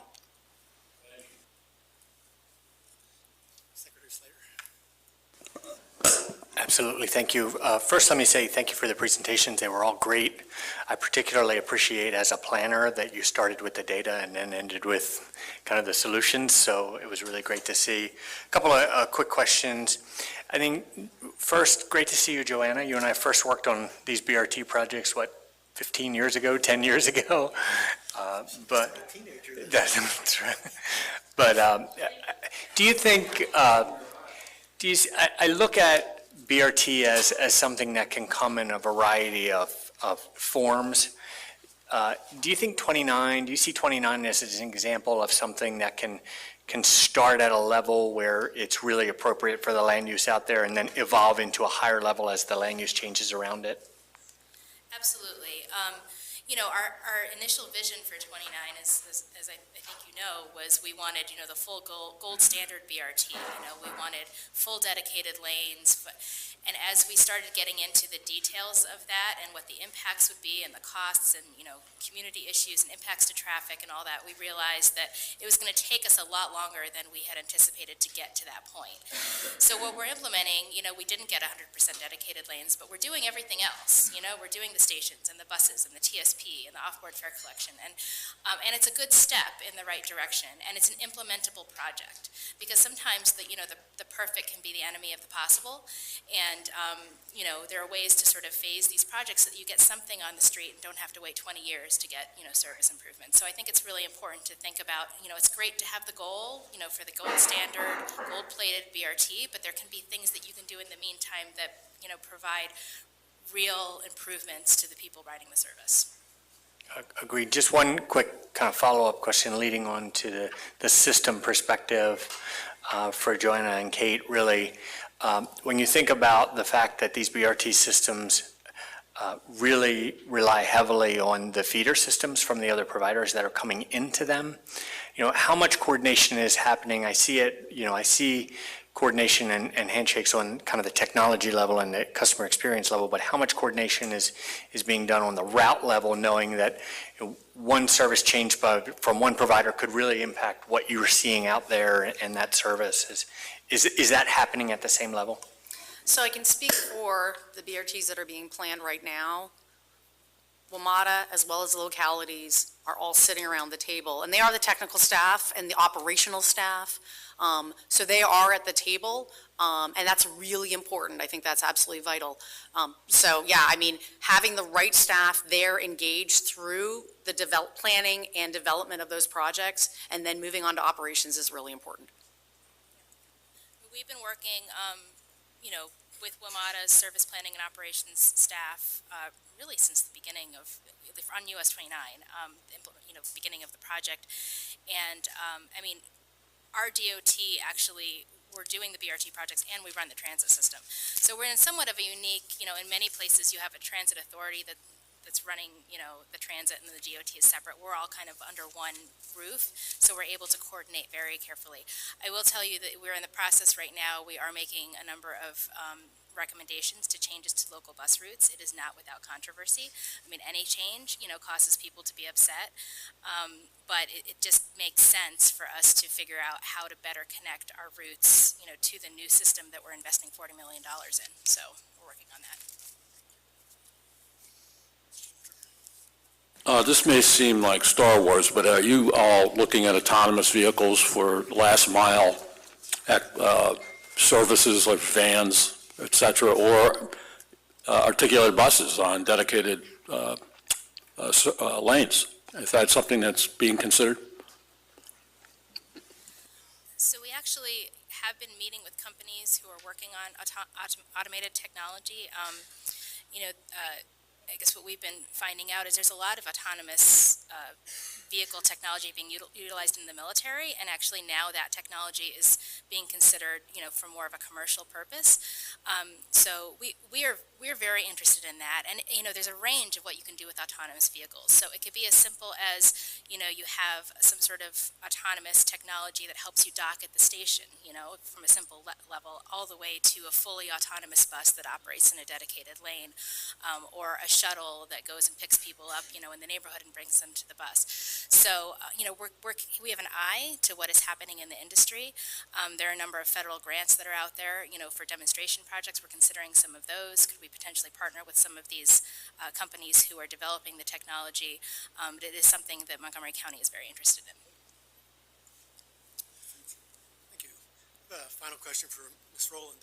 You've pointed out in one of your slides the comparison of DC area, Washington metropolitan area, with Toronto, both having a population of 6 million people. But then you point out that Toronto's regional transit mode share for commuters is nearly twice ours. And I think you've talked about the need for more bus service. I know in Toronto both has a couple subway lines, these trams and light rail lines go through, and bus lines. And so I guess the question is the issue just to increase, in your view, our percentage of ridership, just more frequent service, or is price part of the issue here? And is the location of the jobs, are the areas comparable in the sense that, as Ms. Chapman pointed out, we sort of have more jobs now in each of inner Virginia, Montgomery, and Prince George's County that are located in the district. Has your studies looked at to analyze whether that pattern is in the Toronto metropolitan area as well? Okay, so Toronto and Canadian cities do generally follow the North American pattern of more jobs moving to the suburbs. That said, the DC area's concentration of jobs in the Virginia suburbs is kind of unusual, and it's certainly not a perfect comparison. And we have a very large cluster of suburban jobs that we have to figure out ways to connect to. There are some land use differences as well, but there are suburban jobs in Toronto too. In terms of fair comparison, which I think is what you were asking, I'm not really qualified to give you a good answer there. Though their subway doesn't have distance-based fares, and I suspect that overall the cost of long-distance commutes there is probably somewhat lower than it is here. But I'm not an expert on the fare system. Do you have any knowledge of what the bus fare is? Not off the top of my head. We're competitive with that. I think we're competitive, but I don't have fair comparison off the top of my head. So your expertise, I'm more, maybe more that an increase in service would boost yeah, ridership, since all the jurisdictions have an interest in moving people out of their cars. yeah. I think that increasing service is the most important thing, particularly because people who are currently choosing to drive cars, it's unlikely that a change in the bus fare is going to be that significant compared to the costs of owning and operating a car if you don't make it. One of the issues is that while transit, you have to pay every time you travel. With a car, most of your costs are sort of sunk. I bought insurance this year. I paid my car loan this year. People don't feel as much of how much of my cost is for this trip. So if you really want to have an effect, you need to be able to make it possible for people to do a significant fraction of their trips by transit, not just a few of them. And to do that, I think you were suggesting that the headways Yeah, more than 15 minutes. Yeah, the frequency should ideally be more frequent than every 15 minutes. Do other people on the panel agree with that more frequency is the key to increasing bus ridership on some of the express buses and BRT routes that are being proposed? I mean, I think it certainly is a big factor. You know, there are many cases of surveys that have been done of transit passengers, and when you ask them what the most important thing to them, they don't say it's having Wi-Fi on my bus. It's I want my bus to be reliable and be there when it's supposed to be there, and I want to be able to make my trip as quickly and efficiently as possible. So certainly increasing frequencies is a way to, you know, address those particular needs. And if I could just further amplify the reliability, especially as we look to the dedicated lanes, I think a reliable travel time, somebody knows the bus is going to come at a certain time and it's going to take them a certain amount, is definitely a valuable thing to a lot of passengers. Board members? I'd like to touch on that last point real briefly here. And mind you, full disclosure, I'm a transportation engineer, so even though I'm involved in the planning aspect, I'm more interested in the quantitative side of how do we build this, maintain it, and operate, and get a return on the investment that we make. So you hit on the fact that reliability and also just trip time in general, whether that includes frequency or just the overall trip time, are usually some of the most important drivers to successful transit systems. Are there any, and this could be for anybody on the panel here, are there any metrics or guidance or standards out there, whether it be APTA, TCRP, or anything else that's looked at, where the thresholds are for having a successful BRT system? These systems or these projects span multiple years, multiple forms of leadership and political support. And you talked about how the flexibility is one of the key attributes, and that's true, right? You don't have necessarily the sunk costs that you would have with the light rail system or something of that nature. but it's very easy to be its downfall too, where people start to chip away at the investment level, and you're left with something less than what you've, maybe not the gold standard, but you could potentially get into something even less than what you wanted in the first place. Are there any key metrics or standards in terms of what that threshold of investment should be, whether it's percentages of dedicated lanes, station designs, or fixed assets that might drive real estate value? Are there any guidance in that area that you've seen or come across? I do know that if you're seeking federal funding under the Capital Investment Grants Program at the Federal Transit Administration, there are some very key thresholds. That is not necessarily standards, that is in terms of competing effectively for the federal money. So that could be a place to start. I'm going to defer to some of the other planners on that. I can share some of the research that's been done on this. I don't think there's actually a set of thresholds that I'm aware of that say if you have this many station profiles and that results in an X% delta in your ratables. But there's some research in the background. I can certainly share what I have in hand. Well, thank you, panel. This committee and this board spends a lot of time on Metro Rail and rail transport. So we're spending this morning on bus and particular area bus, suburb to suburb transportation, where we spend no time at all in our job since we don't have any routes to do that. Most of that work is being done by local jurisdictions, as the presentations by Montgomery County and MBTA shows. So I think we appreciate your time. I think this is an area that we'll have to spend a little more time getting into as we look forward and decide what can WMATA do to sort of support what's being done in Montgomery County and NVA on suburb-to-suburb BRT and express bus routes, and where there are gaps that need to be filled in the region's transit patterns that WMATA can do something about. So thank you again, and please, if you have any further ideas, come back, and we're all ears to hear how we can be helpful in this area. Thank you again. I believe that the next meeting will be a meeting of the Finance Committee, so I will yield the gavel and the chair to Mr. McMillan. Thank you, Mr. Goldman. This is Chair McMillan. We'll take a few minutes to allow the panelists to switch out and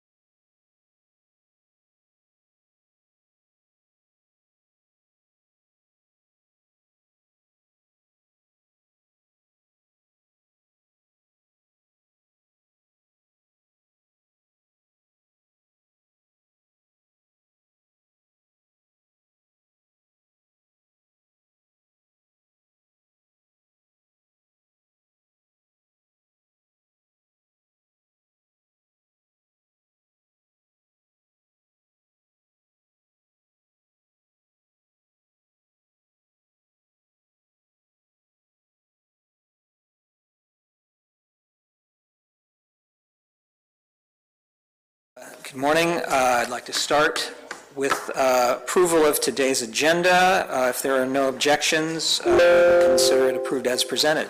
Any objections? Okay, agenda is approved. We also have the minutes of our previous meeting before us for approval. Can I get a motion from a committee member to approve the January 16th meeting minutes? So moved, Mr. Chair. Second. And seconded. All in favor? Aye. Aye. All opposed? All right, the minutes are approved. So a brief review of the agenda for today. First, we are going to review and approve for consideration by the full board later this month, policy on debt management. With the advent of dedicated funding, Metro is now able to issue its own debt versus doing so on behalf of individual jurisdictions. This policy will guide Metro's debt issuance practices and also fulfills a requirement of the Maryland Dedicated Funding Agreement. Then after that, we will have two items involving joint developments, advancing Metro's office consolidation strategy. First, the board will be asked to approve a joint development lease agreement for the site of the Jackson Graham Building.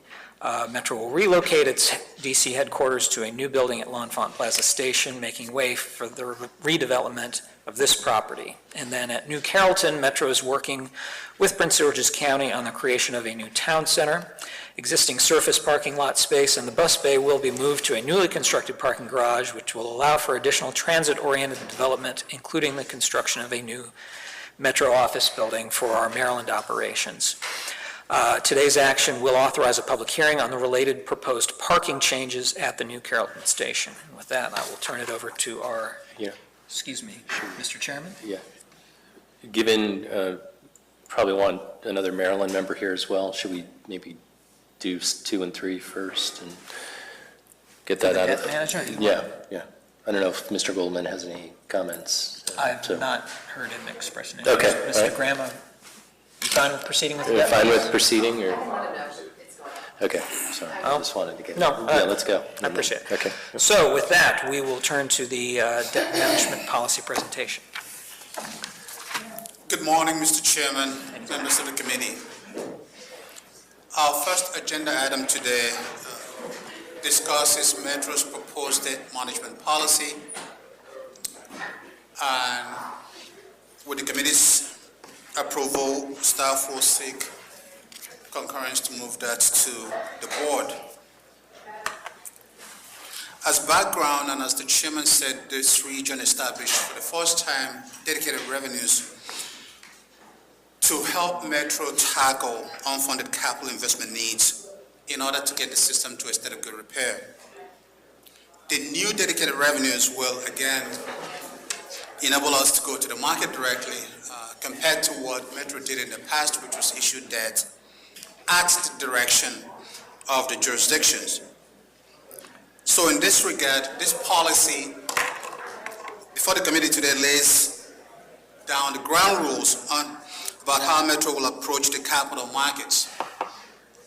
And to do so, we've borrowed heavily from the local jurisdictions themselves, as well as other capital, as well as other major transit properties. I want to point out here that staff has shared this draft policy with all of the jurisdictional members. And what you have before you today reflects the incorporation of the feedback that we've gotten from the district, from Maryland, as well as our responses to the questions or comments that we got from the Commonwealth of Virginia.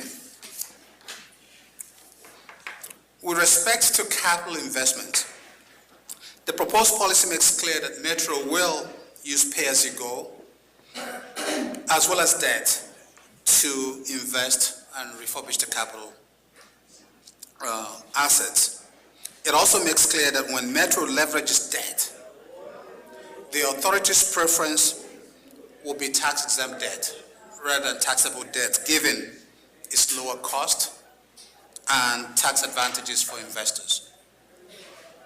Overall, though, this policy allows staff to use debt in ways that are both efficient and flexible in order to meet Metro's capital investment as well as other financial needs. With respect to execution, the policy allows Metro to sell bonds on both competitive as well as negotiated basis, depending on market conditions, which is consistent with what we do currently on behalf of the jurisdictions. Similarly, the ratings strategy, as a general rule, will seek to maximize funding flexibility while minimizing borrowing cost. And given Metro's contribution to the environment, staff will look for opportunities to issue sustainability bonds as long as they make financial sense for Metro.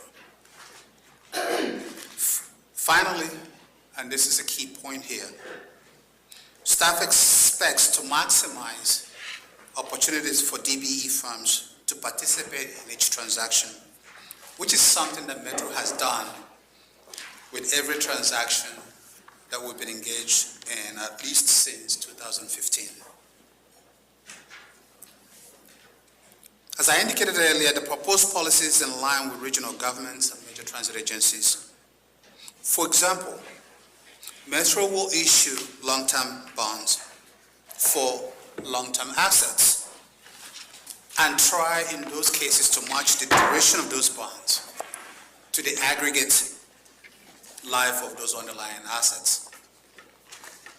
Staff will also evaluate credit enhancements and deploy those when they make sense for the organization in order to reduce overall debt service costs. And as in the past, this committee and the board will have final say on each bond transaction that Metro engages in, which gives you an additional check in addition to these policies and the bond resolution that the board will be considering sometime in the future, in terms of controlling both capacity as well as execution. With that, Mr. Chairman, unless there are questions, staff recommends approval of the resolution. Yeah. Thank you. Okay, so first of all, I want to acknowledge and compliment the staff on the consultation that has occurred thus far on this. This is a complicated topic. My guess is when we're here a year ago reviewing and approving this policy as the Maryland legislation requires, it will be a simpler conversation because we'll have already gone through the education and deliberative process on that. So basically in this policy, my own simplified way of looking at it is we're trying to give guidance on what types of tools we think are appropriate for meeting our borrowing needs, what types of things we should borrow money for, and then, although it's not very specific in the policy, how much borrowing is a responsible amount, how much would be, how much basically. So if I could just clarify, this is a policy that is meant to encompass multiple forms of borrowing by WMATA, by which I mean there's the borrowing that's been available to us in the past through our, basically on behalf of the jurisdictions. There's the new opportunity to borrow against the dedicated funding stream, and then we are, I believe, this is also a relatively new development, keeping open the opportunity to borrow against other sources of revenue that are not jurisdictional contributions. Am I stating that somewhat accurately? That's correct. Okay. So as I look at the budget plan, granted there's a lot of things that can happen over the next several years, but the real live applicability of this policy as our plans currently stand is borrowing from the dedicated funding stream, correct? That's correct. Okay. So it may be that there are needs or opportunities that arise for the other two types, but mostly this is a dedicated funding conversation. That's correct. Okay. So I'll have some other comments, but I want to make sure we get to the others here. So any other committee member or something? Mr. Chair. Mr. Smedberg. Thank you. Mr. Anasecki, a couple things that I want to state on behalf of, the Commonwealth and the jurisdictions from Virginia. A couple things that stick out to us, that very fact that the dedicated funding stream will be used primarily to bond against this, that the 50-year provision is one that is highlighted, people did highlight as being unusual in municipal finance. I know it's in the compact, and we do have assets that will obviously last longer than, say, 10 or 20 years. So that's one thing, put a marker out there for. And also the use or the possible use of bonds to deal with pension-related issues. I think people see the dedicated funding stream and the ability to bond off that as really being for capital projects, period, not for operating operating funds. So just wanted to state that clearly, and it's something that, several people did comment on from the Virginia side. So. Mr. Chairman, you are absolutely right. And first, the 50-year provision is in the compact, and so, but as you recall, we've come to this board a couple of times to issue debt, and those have been in the 25 to 30-year range. Right. So there is no contemplation as I sit here with respect to a 50-year issuance. That said, we wanted to be consistent with the compact. Mm-hmm. With respect to the other provisions that you referred to, again, you are correct in that observation. And if we were creating a policy just dedicated to capital, that provision will certainly not be there. But because this is a corporate policy, mm-hmm. that obviously will be evergreen but subject to annual board review and changes, mm-hmm. We want it to be as broad as we need to be as the needs of these organizations change and this board makes policies with respect to how to address other liabilities. There is no intention at this point to leverage this revenue source because it is dedicated entirely to capital for anything other than capital asset restoration.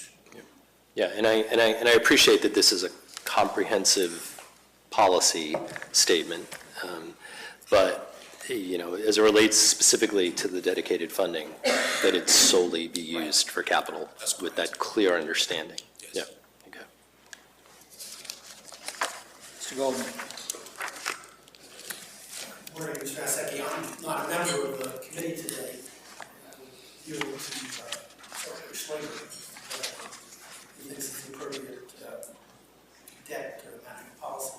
One thing that struck me as odd was the statement that you would want to consider negotiating private bond placements in addition to competitive bid placements.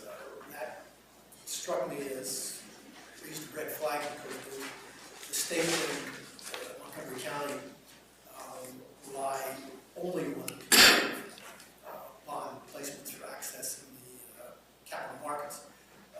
So I was curious where this idea came from, whether before you went down the path of a non-competitive placement, the board would have an opportunity to consider the wisdom of that kind of approach. So, Mr. Goldman, the notion of a negotiated or private placement transaction is something that's universal.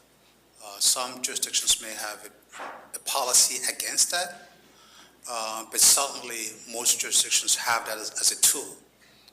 And a classic example is what we're going to be dealing with respect to a new credit. without giving the market an opportunity to understand fully the implications of that credit, the structure of that credit, which is not readily available on a competitive basis, you are certainly going to disadvantage the organization. It doesn't mean you can't do it. It's simply that, as long as you're willing to assume the risk and the costs, that's something. What we've done here is to try to lay out the options that, depending on market condition, we will make a recommendation to the board, making sure that Metro's best interest is protected, and the board will have the opportunity in every instance to accept or reject that recommendation.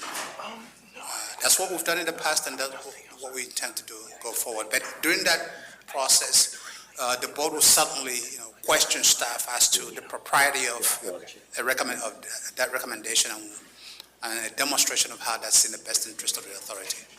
So that recommendation will come at the initiation of the process as to which way you're going to go, whether it's to be competitive or negotiated placement, rather than at the end of the process where you're actually ready to go to the market with a board approval. Is that what I understand from your statement? It will come at any point that the board prefers that we come to you and make that determination. In the past, we've come to you twice prior to any issuance, first to get the authorization and then to approve the actual transaction document. So it's up to this committee and the board to determine when you choose to have that conversation.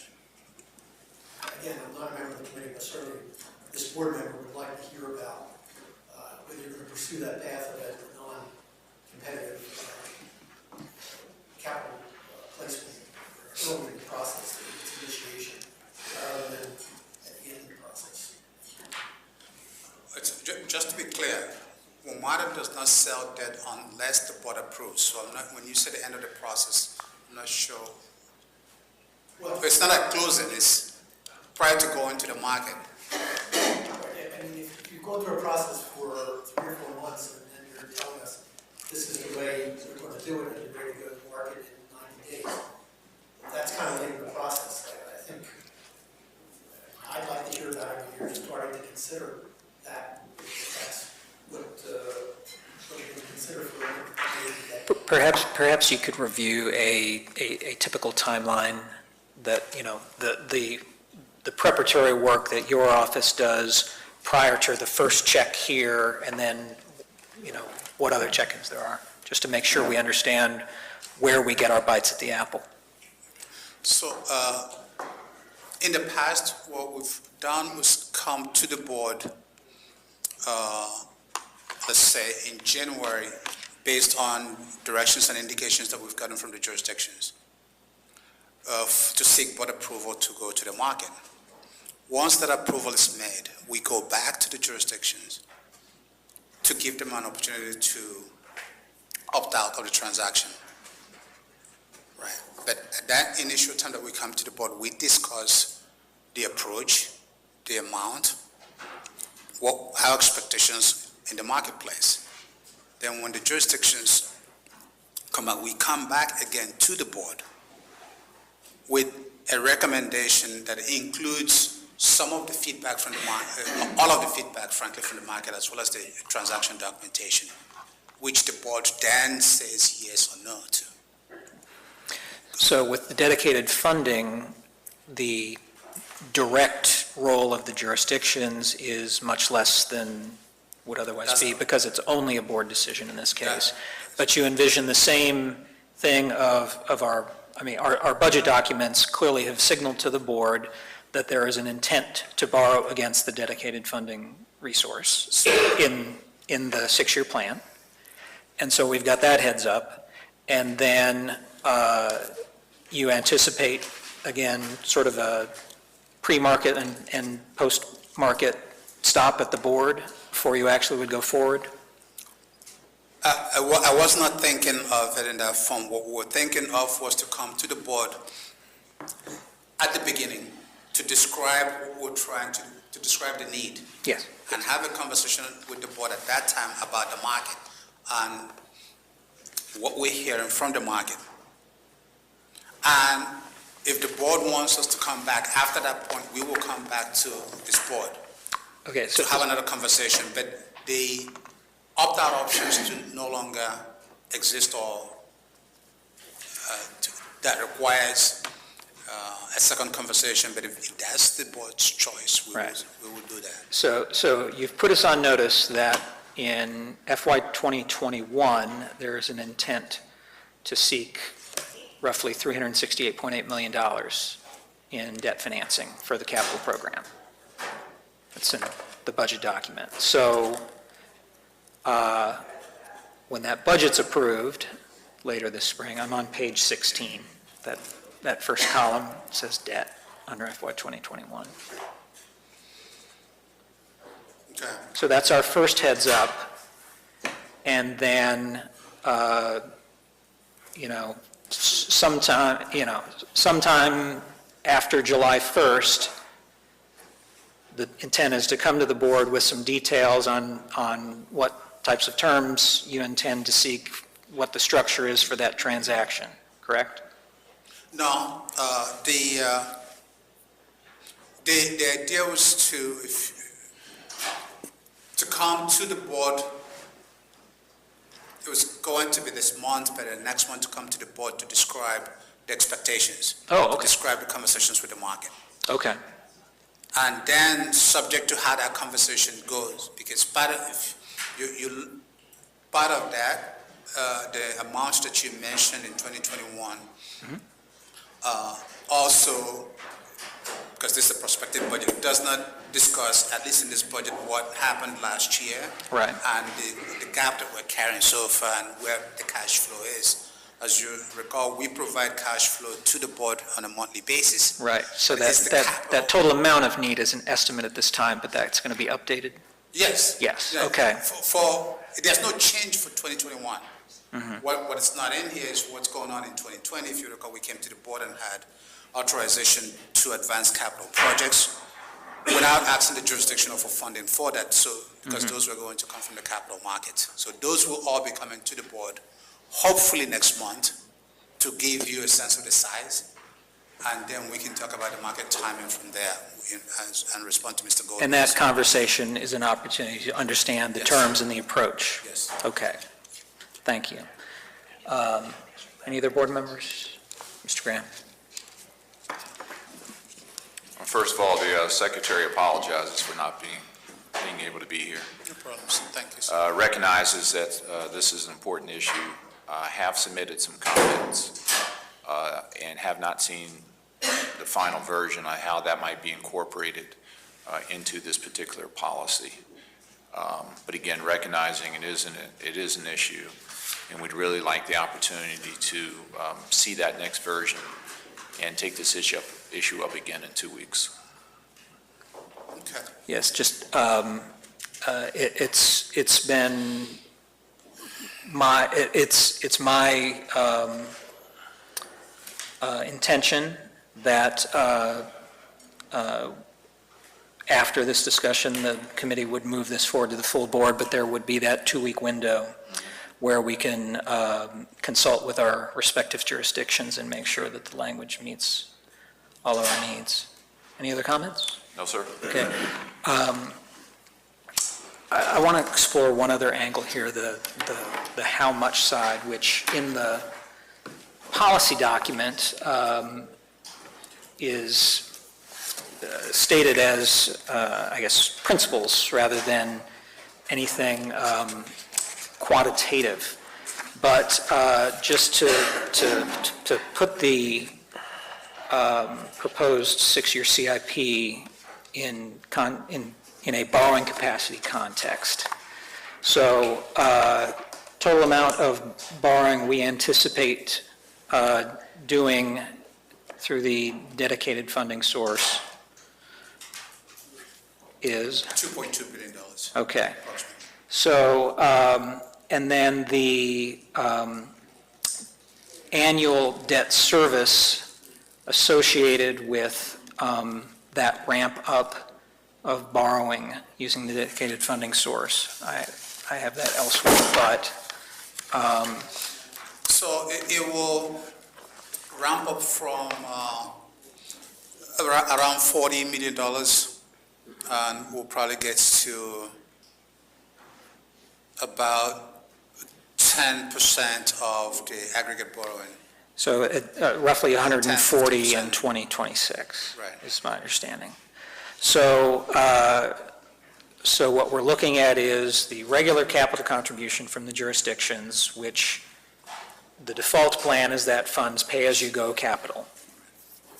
And we retain the option, as was used a couple of times before, for jurisdictions to finance their share of that through WMATA borrowing, but that's not the dedicated revenue borrowing. That's correct. So we'll have that, we'll have that one chunk of the capital budget covered on a pay-as-you-go basis with non-dedicated funds, and then on the dedicated revenue side, we'll have roughly 360 funding pay-as-you-go capital and 140 funding debt service by the sixth year of the CIP. That's correct. Okay, so just to get, the sense of how sustainable is this level of borrowing, 6 years into the ramp-up and exercise of this new authority. And we're looking at roughly 140 of that 500 base, 360 still available for pay-as-you-go needs. And, depending on, the view of this board, either room to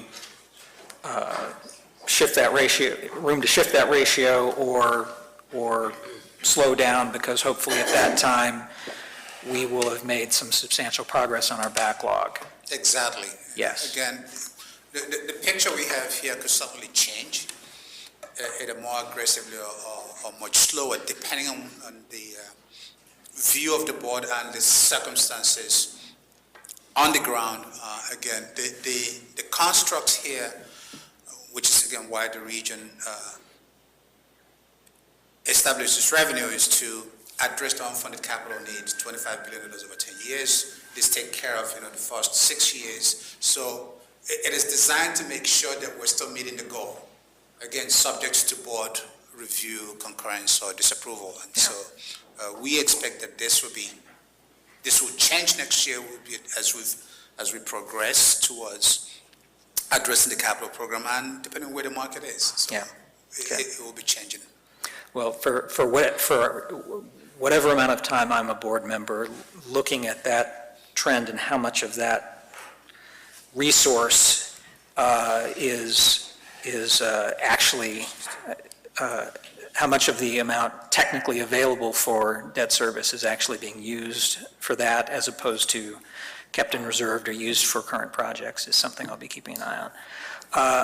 I do think that while I respect the desirability of having the toolbox as full as possible, even if you don't anticipate using many or most of those, but I think there may be an area or two where, even if we have the legal authority, given that we review this policy on an annual basis, we might want to rule out a couple of things that are allowed here simply as a matter of policy. And I don't know if that's something that board members from the other jurisdictions would agree with me on. I'm unique on this board, along with Mr. Horner, in that we're talking about money that is not my jurisdiction money. It is Virginia, D.C., Maryland's money. The federal government makes its contribution. What we're talking about here, but that's capped, that's fixed, it's going to be what it's going to be. What we're talking about here is, if this is a borrowing method or amount or purpose that people don't want to be paying for X number of years down the road, it's, again, their money, not mine. So I recognize that this is any time we're doing this type of interjurisdictional coordination, I recognize it is a challenge, and appreciate what's been done so far. I hope we can get complete closure and comfort level I'm confident we will by the time we have our board meeting in 2 weeks. Mr. Bulge, you have a comment? Well, I understand the Fed's dilemma, but you could propose bringing back Build America bonds, and then the Feds would be in the game, which were very popular, but they've expired. But recently, at the Ways and Means Committee hearing last week, they were given a strong support for bringing them back into play. I would just note that that is slightly beyond my authority that's been delegated to me as a federal board member, but appreciate the comment. Anything else on this item? If not, may I have a motion from the committee from a committee member for approval? So moved. Thank you. May I have a second? Second. All in favor? Aye. Aye. Aye. All opposed?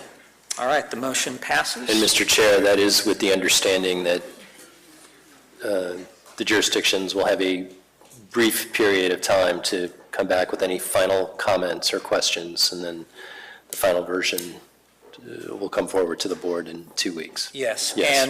and any board member who is dissatisfied or has lingering concerns has an opportunity at the board meeting to act on those, so. Yeah, and I think we should acknowledge that staff has already incorporated several comments already from the That's jurisdictions. correct, yes. So I don't want to. hopefully, I don't want to gloss that over in Yeah. my statement about how we retain all of our options. So Right. thank you for that clarification. All right. I guess we will move on to the next item. Ms. Albert, you're up. Okay, good morning. The first item before you today is the joint development agreement for this building, the Jackson Graham Building. We are seeking approval for staff to execute the joint development agreement. Just a little bit of background.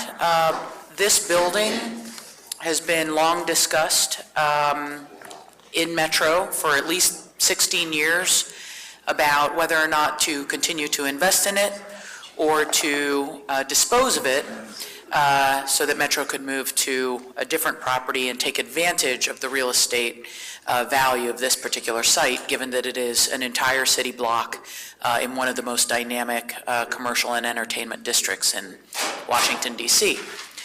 In 2016, the board reviewed the strategy, which included disposing of this building and moving into the new locations that we have since been subject of a lot of announcement at L'Enfant Plaza, where our new headquarters will go, at New Carrollton in Prince George's County, and also at Eisenhower Avenue Metro Station in Alexandria.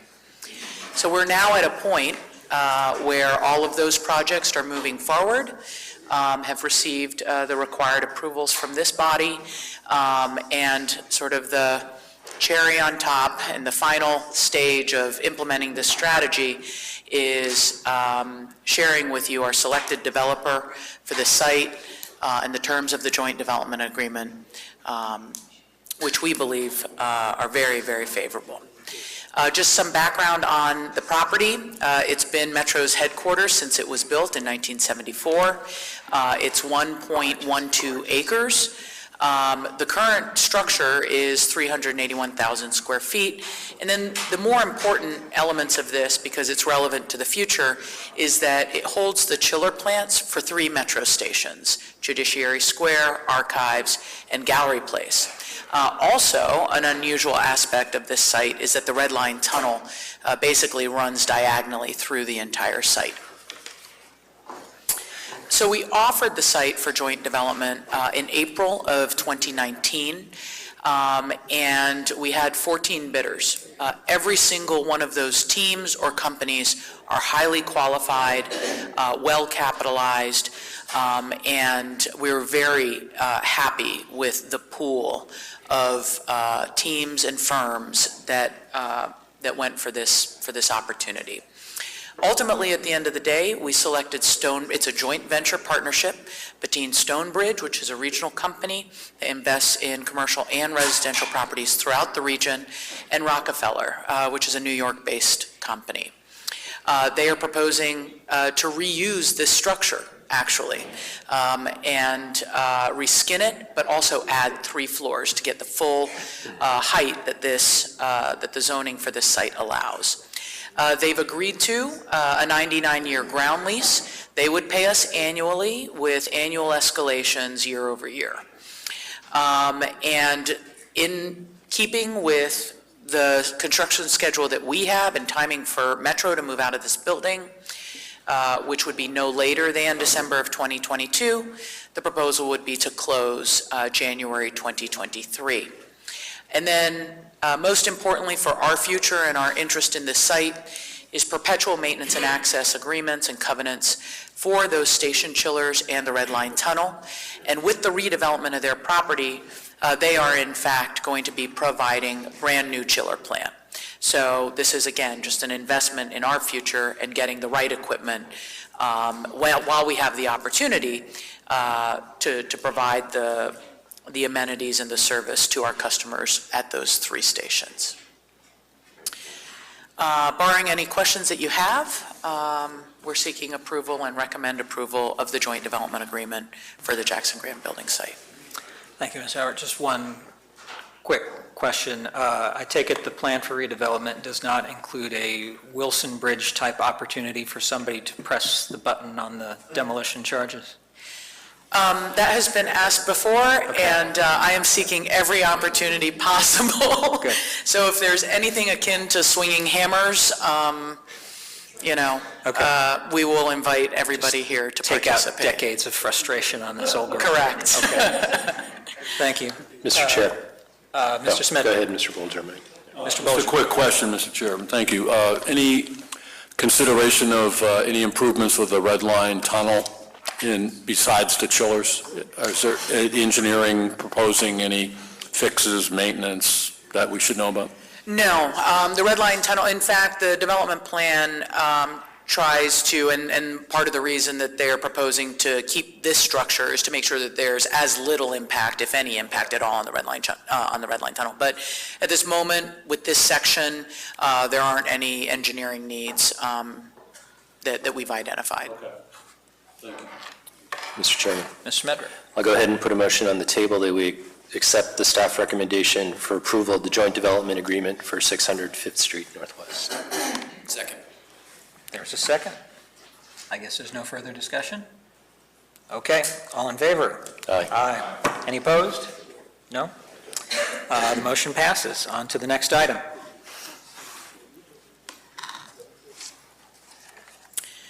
So while the presentation is coming up, and here it is, today we're bringing to you, we're seeking approval to hold a compact public hearing. And the subject of the public hearing is to add 620 park and ride spaces, these are daily parking spaces, to WMATA's mass transit plan, and also to eliminate 77 kiss and ride spaces. This compact public hearing proposal is actually very tightly tied to, and the reason it's being brought forward is because there is an active joint development project going on, and that joint development project will cause the need to move parking facilities around. So that's the context for what I'm going to present today. New Carrollton, which is in Prince George's County, has been long sought and identified as an important site for joint development.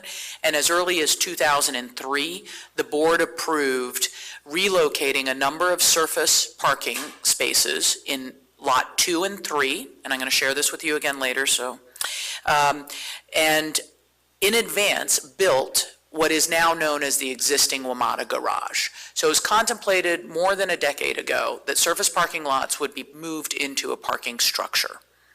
And the condition today is that you have the parking structure as well as the 2 existing parking lots. Joint development solicitation was issued in 2010. We selected Urban Atlantic in joint partnership with Forest City to be the developer. And development has really taken hold since 2016. The Kaiser Permanente office building, which houses 900 employees, opened in April of 2019, and a 300-unit multifamily building is under construction now. And equally importantly, Metro has identified New Carrollton as its location for its Maryland office building to be located on the joint development site. So the vision for New Carrollton is really important.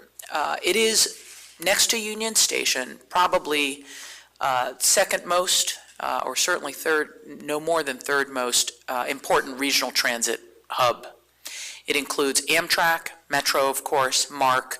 The Purple Line is under construction now. Greyhound and Peter Pan both operate out of there. Prince George's County has identified this Metro station as its future downtown or major commercial core because it is so well served by this many modes of transit. And there are already 8,000 employees within a quarter-mile walk of the Metro station. With our office building and the proposed plan that we're going to share with you today, there's a potential of 4,000 more employees being included in the joint development project.